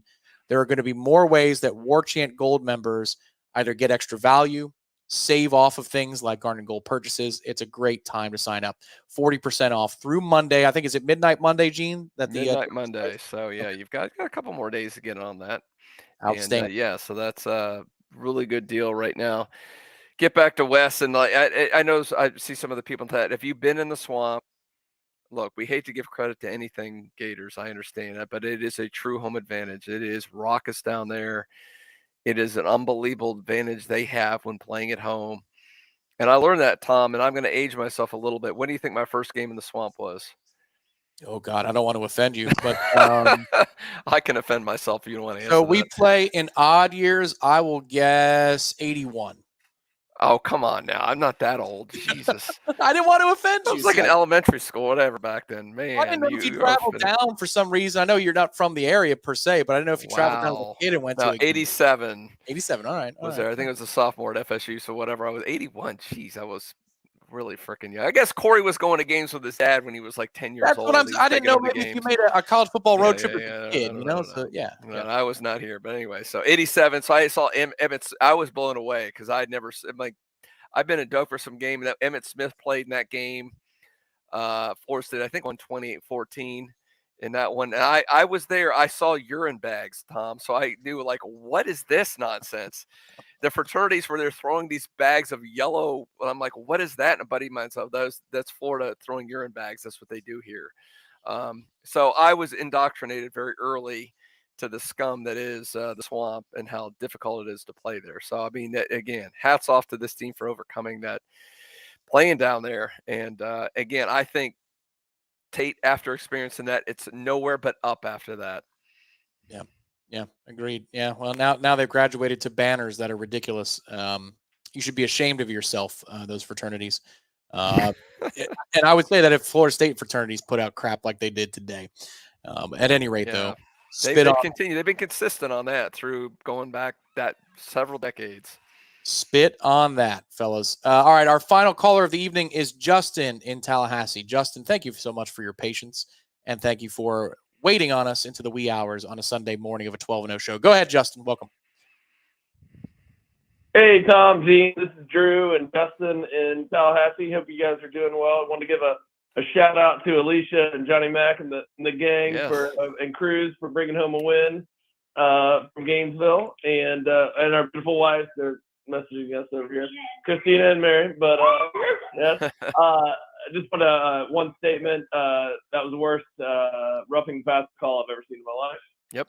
And B, look forward to seeing you guys in Charlotte. Go Noles, and have a good night, guys. Outstanding. Thank you. All right, Drew's fired up. Hooping and hollering. I love it. Yeah. Keep it going. Push it till 4 a.m. I dare you. Come on. What do you got going on? Don't say that, Tom. They'll tell us to push it to 4 a.m. No. Respectfully, we are not. In fact, Ira's on the road, and my next task is to make sure that Corey's column is proofed and ready to go. So I'll be putting on an editor hat in just a moment. Because Ira didn't even want to get here at 4 a.m. At least he can get home at a reasonable 3 a.m. hour after a 12-0 season. I want to answer this. No, I did not get hit by the urine. I think I was a sophomore that year when I went down. No, I'd get hit, but I saw the Ziploc bags flying because I don't know if you know this, if you know the lore of the Florida State Florida games, they changed the seating. They used to put Florida State fans in all in one section down lower, and after that, they had to spread them out because they realized they put them in smaller pockets around and it would be the urine bags because they're not very accurate with the urine bags. So they had to move Florida State fans around. And I think it was after the 87 because I think when I went down there in 89, they changed the seating. So, yes, a little small lore there for you. But no, thank goodness I witnessed the urine bags. I was not a victim. Do you think that somebody, Gene, who went to undergrad at UF, went to grad school for, maybe the grad school program was debaggery, and they went to NC State and they taught them the ways of the piss bag? Oh, yes. Good crossover to the Whiz Palace. Yeah. I wonder if that's how, maybe there was a hand-me-down effect of urine. Go back and look up some of the old Man Cave shows, and we had those NC State games, and we had some fun times making fun of the Whiz Palace that is NC State. And they beat the crap out of North Carolina. They were written up. And there was a newspaper story that came out about them being fined or something happened because of the excessive urination going on in the stadium during games. Well, we thank you to every single one of the callers tonight. We've got more contributors to thank, and we're going to rapid fire this. We mean no disrespect whatsoever to any of you. It's just been a loaded show in a 12-0. We're almost 3 hours into this postgame show, and we're thrilled to be here, but we've got to make sure we thank everybody before we sign off tonight. Again, like the video underneath, warchant.com, subscribe. There's great deals going on right now. It could even just be $1 for a month if you want to give us a shot. $1 for 2 months, really, with code FSU and the number 1. I believe that's still active at present. But do Warchant Gold. You'll thank yourself. Zachary, Trey needed a big night for us to win. # grown man. That's correct, Zachary. Yes, he is. Yes, thank you for your contribution on the Garnet and Gold chat. We appreciate you, garnetandgold.com, for the latest FSU gear, including state championship shirts. Head to Garnet and Gold just now before you go to bed. Lila, what was up with that hour-long Tim Tebow interview? Dear God. Gene, I thought he was going to fall down to both knees, extend his arms out, and be like Scott Stapp from Creed and just go on for another 5 plays. No disrespect to Holly Rowe, who's very good at her job. Yes. But couldn't you call an audible and tell the truck, stop telling me to ask this guy questions? Because, Gene, behind the scenes, the director in the truck says, keep going, ask him another question. If I'm Holly, I'm saying, We're on our third play of the interview. We've got to get back to the field. Just absolutely ridiculous. Can you imagine, to flip the script here a little bit, imagine, so Jordan Travis was there, by the way, which is a great story, was there in the press box. They showed him up there a couple times. Can you imagine them doing a whole series of interviews with him while Florida was on offense? Yeah. It would never happen. He's more of a story than Tim Tebow. He's been retired for how many years now? Yep. But yeah, we have to interrupt the game and show him. But the guy who is there, who is the Heisman Trophy candidate, who's sitting in that same stadium, doesn't get interviewed. Nevertheless, not even being interviewed while Florida is playing in the game. Yep. Yeah. No, I agree. And then Fowler, it's impossible not to get fired up with Tim Tebow. No, it is impossible. It's very possible to not get fired up when Tim Tebow speaks. Thank you very much. That was ridiculous. And don't do that again. Troy Noles, so hyped here in Wyoming, 12-0 and classy. You are one classy fella, Troy Noles. As you can see there, Gene, that's a photo with Jeff and I from Hotel Indigo when Troy made it all the way over to town for last week's pregame show. Hope you're doing well, Troy. Stay warm out there. Joey Two Guns, go Noles. Can we get a spit take gif from this game? Not quite a shoe, but it was enough for me, baby. They got the shoe and the spit. That's right. That's true. We own the swamp and Moral Gables. I like that. We own the swamp and Moral Gables again. Yeah, they really love those moral victories down there in the All Canes Conference, don't they? Chris Wall, thank you very much. I see what you did with the donation there. State champs. Tate loves beating Louisville. Benson Strong. Keys to beating Louisville? Get their quarterback off schedule. And by that, I mean, Gene, he needs timing routes. Plummer doesn't have a very strong arm. If he's late or he's double pumping, you're in business. And then just go ahead and eat on the defensive line the way you did like in the tonight before. I said if you get pressure on the quarterback, to me, exactly what you're saying, Tom. That is the key. Let's throw more on first down, too. Robert Madden, thank you very much, Robert Madden. Thank you, Robert. Maurice Haynes, loser. It was spit because they realized they suck. I got moving on. We got to be PG-13 here. My bad. Didn't read that ahead of time. There were some big plays by some dudes. Refs didn't want us to win, but we seem to always do anyway. We won. Thank you, Dolphin. If you were the same as the caller, we appreciated your call as well. Let's see. Jeffrey Welsh, loved hearing all those Noles in the stadium. Marching Chiefs all the damn time. And Gators can go do something else. Yes, Marching Chiefs all the damn time is right. They were fantastic. Yeah, and I, if you heard our earlier, and I thought that watching the game, it was good to get confirmation from Ira about how loud and raucous the FSU fans were and the Marching Chiefs. So well done, FSU fans, and well done, Marching Chiefs. Wes and the Villages and everybody else that went to the game, well done. Hats off to all of you. Well done. Jeffrey Jacobs breaking the rock in the swamp as we speak. That's correct, because he donated over 2 hours ago. So thank you, Jeffrey. We appreciate it. Thanks, buddy. Thank you, brother. Hope you're still hanging with us. FSU Mike 23. Suck it, Gators. Go Noles. 12-0. Thank you. Agreed. Travis Meyer. Congratulations, everyone. I almost drop kicked my television during the extended Tebow interview during live play. They should have. And it was right after this. You had the safety in that. It was just a cavalcade of just complete crap and bullshit. And you just like, make this stop. Yeah. I was on a group of friends who were almost like, they said, is there a way to turn this off, the audio off, and put up the FSU broadcast? Because everybody was so freaking annoyed between Chris Fowler's hatred of FSU and the Tim Tebow interview. It's like we had enough. Yeah, I'm glad you fired him up, Tim. It really worked tonight. Good for you. Preston, thank you very much. Who's more important to an FSU team? Jamie Robinson last year or Akeem this year? Akeem had his Jamie on in this game. And you pointed out some of those key tackles that he made. And that'll remind me last year when Florida was running all over Florida State, when Jamie was the man among boys, and he kept him from making big play after big play. So that Akeem this is one of the best games he's played at FSU. Agreed. This is I go back 2 years. That Miami game he played 2 years ago. He was ferocious and physical over the middle and asserting, like the intimidation factor. Since then, this is his best game. But I think that's a close call. Caleb says, love everything Jeff said. F the Gators, those biatches. Thank you very much, Caleb. Let's see. Jean Jomis. Do we get Jackson back for the ACC championship game? If it's Gene, I'm sorry. I just wanted to have some fun there. Probably the Lagavulin speaking. No, Daryl comes back for the playoff or the bowl game. So it's not quite straight postseason. It is post ACC championship. That's why I think the FSU president has to change the semesters around. I think it's within his control to alter the semesters so he could technically be eligible for the ACC championship. But that's another thing. People don't talk about the X factor.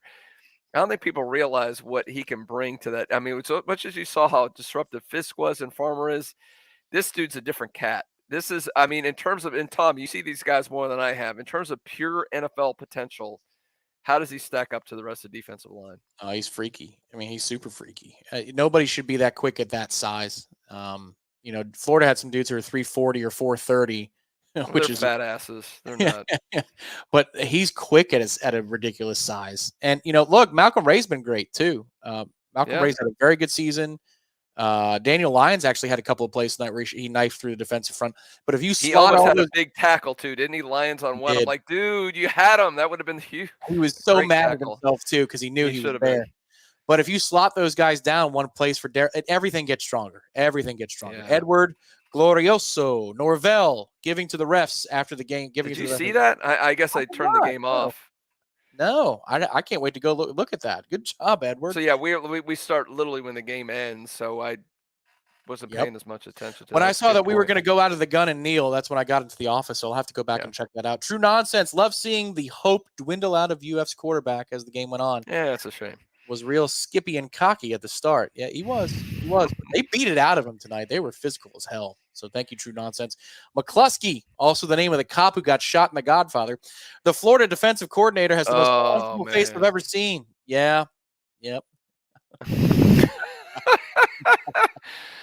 Well done, man. Yeah, that on that safety. Oh man, that was another thing you'd like. They were so after that safety, man. Oh, I had it with that punk. That's Step Brothers right there. That's outstanding. Good job, Director Ben, behind the scenes. It's always the Will Ferrell references because he knows how much I love Will Ferrell. Thank you, Ben. Stephen Neal, thank you for the Stephen. State freaking champs for JT13. For JT13, let's go. Let's go. Thank you, Stephen. Yes, sir. Appreciate you. That's a massive donation, and you're most generous. Most generous. 2 hours ago, too. Sorry, we just stacked up with content. Vince.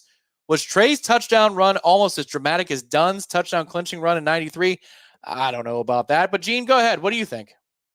No, it wasn't. That was a different environment.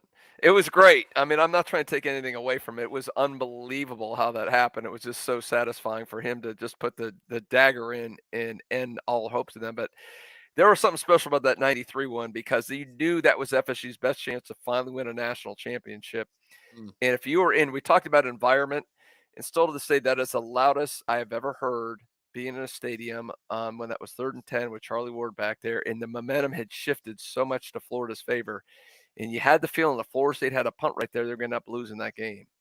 Yep. And on that play, to see the entire stadium just deflated as Warwick Dunn is running down the sidelines, I get goosebumps now just thinking about that play and how magical that was. And it again, not to take anything away from it, but there was something special about that, and you knew at that point when he made that run, he ended up in the end zone. You go, Bobby Bowden's winning a national championship after that play. You knew it was going to happen. Yeah, we should probably issue a happy 30-year anniversary to Ward to Dunn, a happy 20-year anniversary to Dominic Robinson's 4th and 14. Yes, Rick to Sam, the original 4th and 14, and a happy 10th anniversary to the Kelvin Benjamin. They're not calling PI game. Happy anniversary to all of you. For those big wins. So anytime, the last 3 times, I'm not sure what happened in 83, Gene. I was not born yet, but the last 3 decades. And I was not going down to Gainesville either then, even though you think I'm 90 years old, but. Roderick Cooper, go Noles. Fear the Spear is the avatar. Thank you, Roderick. Appreciate you. Tim Carter, Tate coming back in after taking the cheap shot, showed what he's made of. 100%. Yeah. 100%. This team's so easy for. The Wind Music, thank you very much. Defensive line won their battle. Yes, they did. Especially in the second half, they owned that offensive line. Yep, we already saw BF Knowles bail money for Bob. So Mark Labalbo, why kick the extra point at 13-12 instead of going for 2? Yeah. I found that interesting too. Yeah. For as aggressive as Mike is in those situations, I found that interesting. And I think analytics, and they didn't put that up there, but I think analytics would have said go for it. I think so as well. Because there's nothing, a 2-point margin doesn't do you a whole lot of good. Yep. Gene, you want Elko out of the ACC? Here's my contribution. Says BF Noles. It's a middle finger. F this conference. Yes, I wish it would work that. I wish it could work that way. We could just do a pledge drive. Could we do a GoFundMe to get FSU out of the ACC? ACC, mark your price. Tell us what it is. ESPN, put that down. We'll work on it. Suck it, Florida, says Ant. I like it. Thank you very much. Alex Hauser. Seemed like Tate was doing good with those short passes. Been waiting to see more of that this year. Do you think we see that next weekend? I want to see more verticality out of Tate. I'll put it that way. I think he's got the cannon to do it. There's got to be. We didn't come out slinging a little bit more, Gene. I thought we would do that. Yeah, and again, I do like the short. I like when it's a quick boom, 1 or 2 reads, boom, get that thing out quick. I'm perfectly fine with it. But there's got to be some situation when he goes up and looks at the line. There's got to be, and I guess maybe you'll know better when you talk to D-Rob, and you guys do a great job. If you guys aren't a member of Warchant TV, you need to be. Tom and D-Rob do a look back at the film. They'll look at a lot of stuff. And it's really cool to see what's going to go on. There's got to be some situations when you lines up, you look to the right, you look to the left. Keon or Johnny are one-on-one. Mm-hmm. And it doesn't take that much time to take a couple steps back, do a 9 route, whatever it is, to get that ball deep. Because I'm sorry, it's a one-on-one. Keon, you're not going to get picked off. Nobody's going to out-battle Keon Coleman on a ball that's on a 50-50 ball. And if nothing else, you're going to scare the crap out of the defense when they see Keon 40 yards down the field jumping up to catch a ball. And even if it's not successful, that safety, suddenly the next couple plays, the safeties are going to be back there. It's going to open up those short passes, going to open up the run. So I do want to see some more of that against Louisville. Okefenokee Noel, thank you for the giant contribution. This is a fun one. PHUCK, the Gators. Their teams with legitimate murderers and drug dealers had more class. Are you referring to 2010, perhaps? PHUCK, the CFP committee. Oh, my gosh. Rivalry games are weird. UGA beat Tech by 8. UW needed a last play field goal to beat Washington State. The Gumps needed a miracle touchdown on a 4th and 31 to beat the Barn. PHUCK Tebow. RIP this Beich. I'm going to 12-0. I know what you're actually saying. Okefenokee might be my favorite donation post that we've ever had on the Warchant Postgame show. Thank you so much, man. I needed that. That was awesome. Ecstatic. You guys see the UF journalists and officer not know about the SAW tradition? They went after that happens every year. Oh, I'm telling you, they went after Benson and Verse. When I was down there in 11, Gene, Sean Powell was the one because he had such a great night as a punter. I believe it was Powell. Anyway, that was like a scene that got heated as they were, snipping the turf. So that's always a problem. They suck. My favorite was Notre Dame. What was the Chris Ricks year in Notre Dame? Oh God, I'm trying to remember. Someone in the chat can tell us. But anyway, that year, 38-0, something like that. It was 31-0 with Chris Ricks. So anyway, it was hilarious. And I think I still have a picture somewhere. BJ Ward, because I remember he had a block kick in that game, was bringing the turf, and the security guard was trying to take it from him. The funniest thing is he's like harassing BJ Ward. It was what I can't remember the other. There's another player behind him, like as if he's cutting up the turf behind the security guard. He's like, I've got one here. So BJ gives him the as they walks around the security guard with this big thing of turf. It was hilarious. They're not going to win the battle. You lost, except that we're taking your turf home. What the hell do you care about your turf? Your season's over. Yeah. Who gives a crap? Look, the turf you're seeing is the golf course. Jeffrey Welsh, Gators. 2003, by the way. Thank you, Samsonite. There you go. Marching Chiefs all the damn time. Yuckmouth, my man. Yep. Great season, fellas. Enjoyed celebrating every win with y'all. Well, hopefully we're not done yet, Yuckmouth. 12-0 feels good to be back on top. 13 for 13. That's what we're aiming for. Go Noles. 13 for 13. Thank you, Yuckmouth. Brock Cunningham, great team win. And can we bring back the counter? Well, they ran it a couple times tonight to success. I think the 90-yard drive was commenced with a counter to the left. Pretty sure. Could be wrong. It's starting to get hazy. I'm in to about a half a bottle. How far are you in there, Tom? You doing well? A half a bottle of Lagavulin. Yeah, that's not a good sign. So we're going to slow down. FSU fan, 1993. Go Noles. I was at a bar, all caps, in Vieira, and all the UF fans left at halftime. And they were winning. At the end of the night, it was all FSU fans. We're doing the fight song all night long. Thank you, FSU fan. Very much appreciate the contribution. This concludes the contributor section of tonight's show, as Director Ben wants to put up a couple of funny images. as we send you guys off in just a moment. Oh, look at that. Albert and Alberta. Jordans. I love that. Outstanding. Well, they can't even go to the toilet bowl. Nope. This is another loss to Florida State. I like that. My favorite is the dude holding up the L. That's awesome. Yeah, maybe they can make that glow in the dark on the corner too. Why not? You can call us. Oh, there it is. He made it himself, Ben. You're the best. You can call us anything you want, but make sure you call us 12-0. I told you, Gene, he was in a pink shirt. I'll have to show you that video. That's funny. Oh, man. What a great night it has been. Gene, let's see. Do you want to promote what's coming up? I know you got PFF grades in the morning, but anything else you would like to promote? Well, I know. Well, apparently, Tom, you're going to be editing Corey's column, which is always a winner. Yep. So if you're staying up late after the show, we got Mike Norvell's post-game press conference as well as some players. You're going to want to see that, the Warchant wrap with Corey and Aslan. I'm sorry, Aslan, Foman, Corey, and Ira on the field, which is going to be also Warchant gold, I'm sure. I'm hoping Corey will have something to pour in his face when we're in Charlotte for FSU to win the ACC championship, but we'll wait on that. So yeah, in the morning we'll have the PFF grades, and one of the most important things is snap counts for the players, because I know that's always very interested in that, to see how that plays out. And of course, Tom, tomorrow night you'll have the Seminole Smash, the Sunday Smash, and that will be, who is co-hosting with you? It's me and Ira. Tomorrow. Okay, you and Ira, you and Five Star will be in there, and then of course JCS, Jeff Cameron Show, will be going on, and that should be a fun one. And that'll be 1 to 3. You can watch it right here on Warchant TV. And Ira's, of course, he's going to have the 3-2-1. Usually that comes up Monday morning. And Mike Norvell, and then what we usually do with all the interviews with all the coordinators and Mike Norvell Monday will be up as well on the channel. We got, again, unlike Florida, we still have a lot of work to do. There's still a full week of practices that will be out there, interviews, previews. People got very nasty, by the way, Tom. I don't know if you saw this on Friday night, because we didn't have our matchup analysis up soon enough. They're hungering for that matchup analysis and our predictions. They need it. And I'm sorry that some people had to take a little time off for the holidays, so we didn't have that up. We had it up first thing Saturday morning, but we didn't have it up on Friday. So hopefully this will be a normal week. We'll have you that matchup analysis later in the week. Our own Matt Lasser does a great job with that.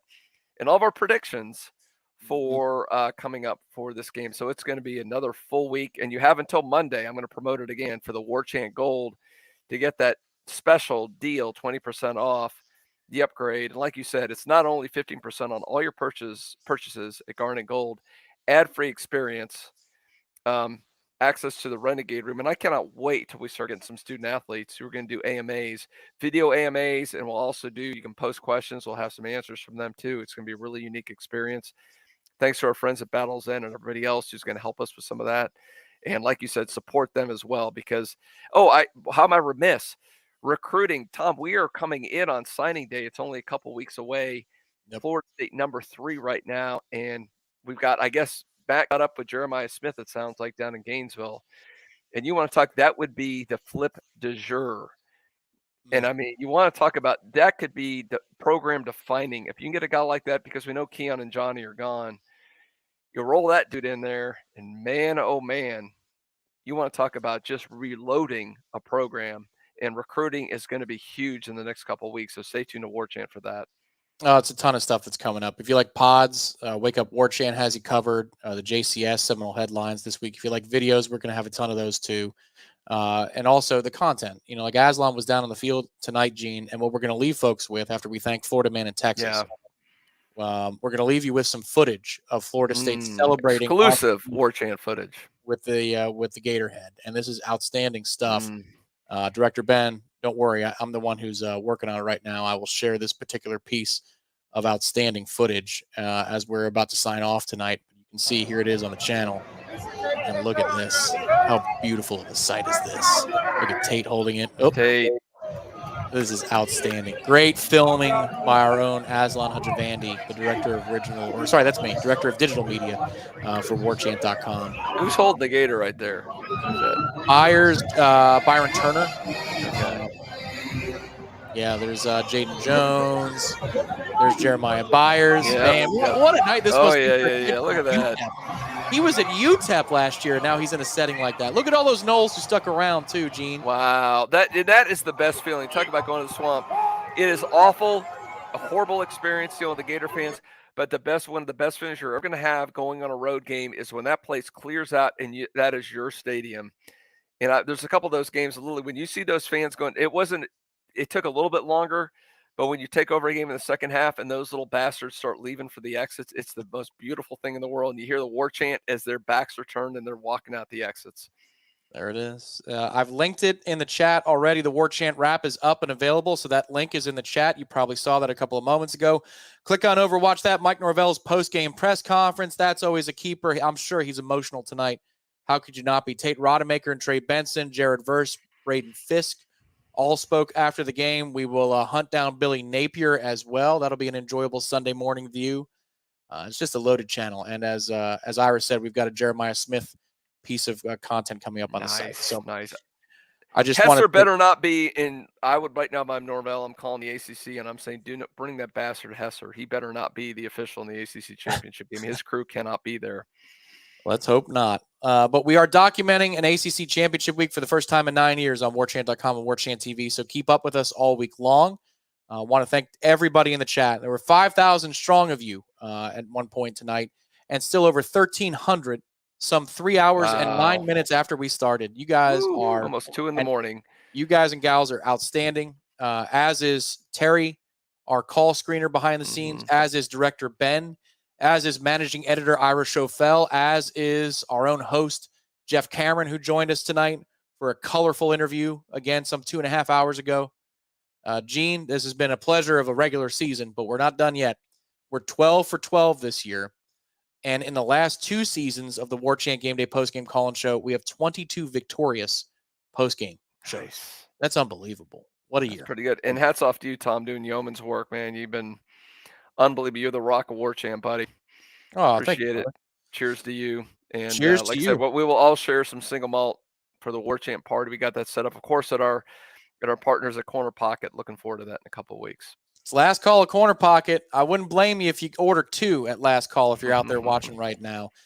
So for Gene, for Terry Clark, for Director Ben behind the scenes, my name is Tom Lang. This has been a proud presentation of Warchant.com, Warchant TV tonight. Stay connected to the channel. Head over to the website, warchant.com, for more coverage. I ain't going to sleep. You shouldn't either. Enjoy it, folks. We're 12-0. Happy Thanksgiving week. Be safe out there, and good night.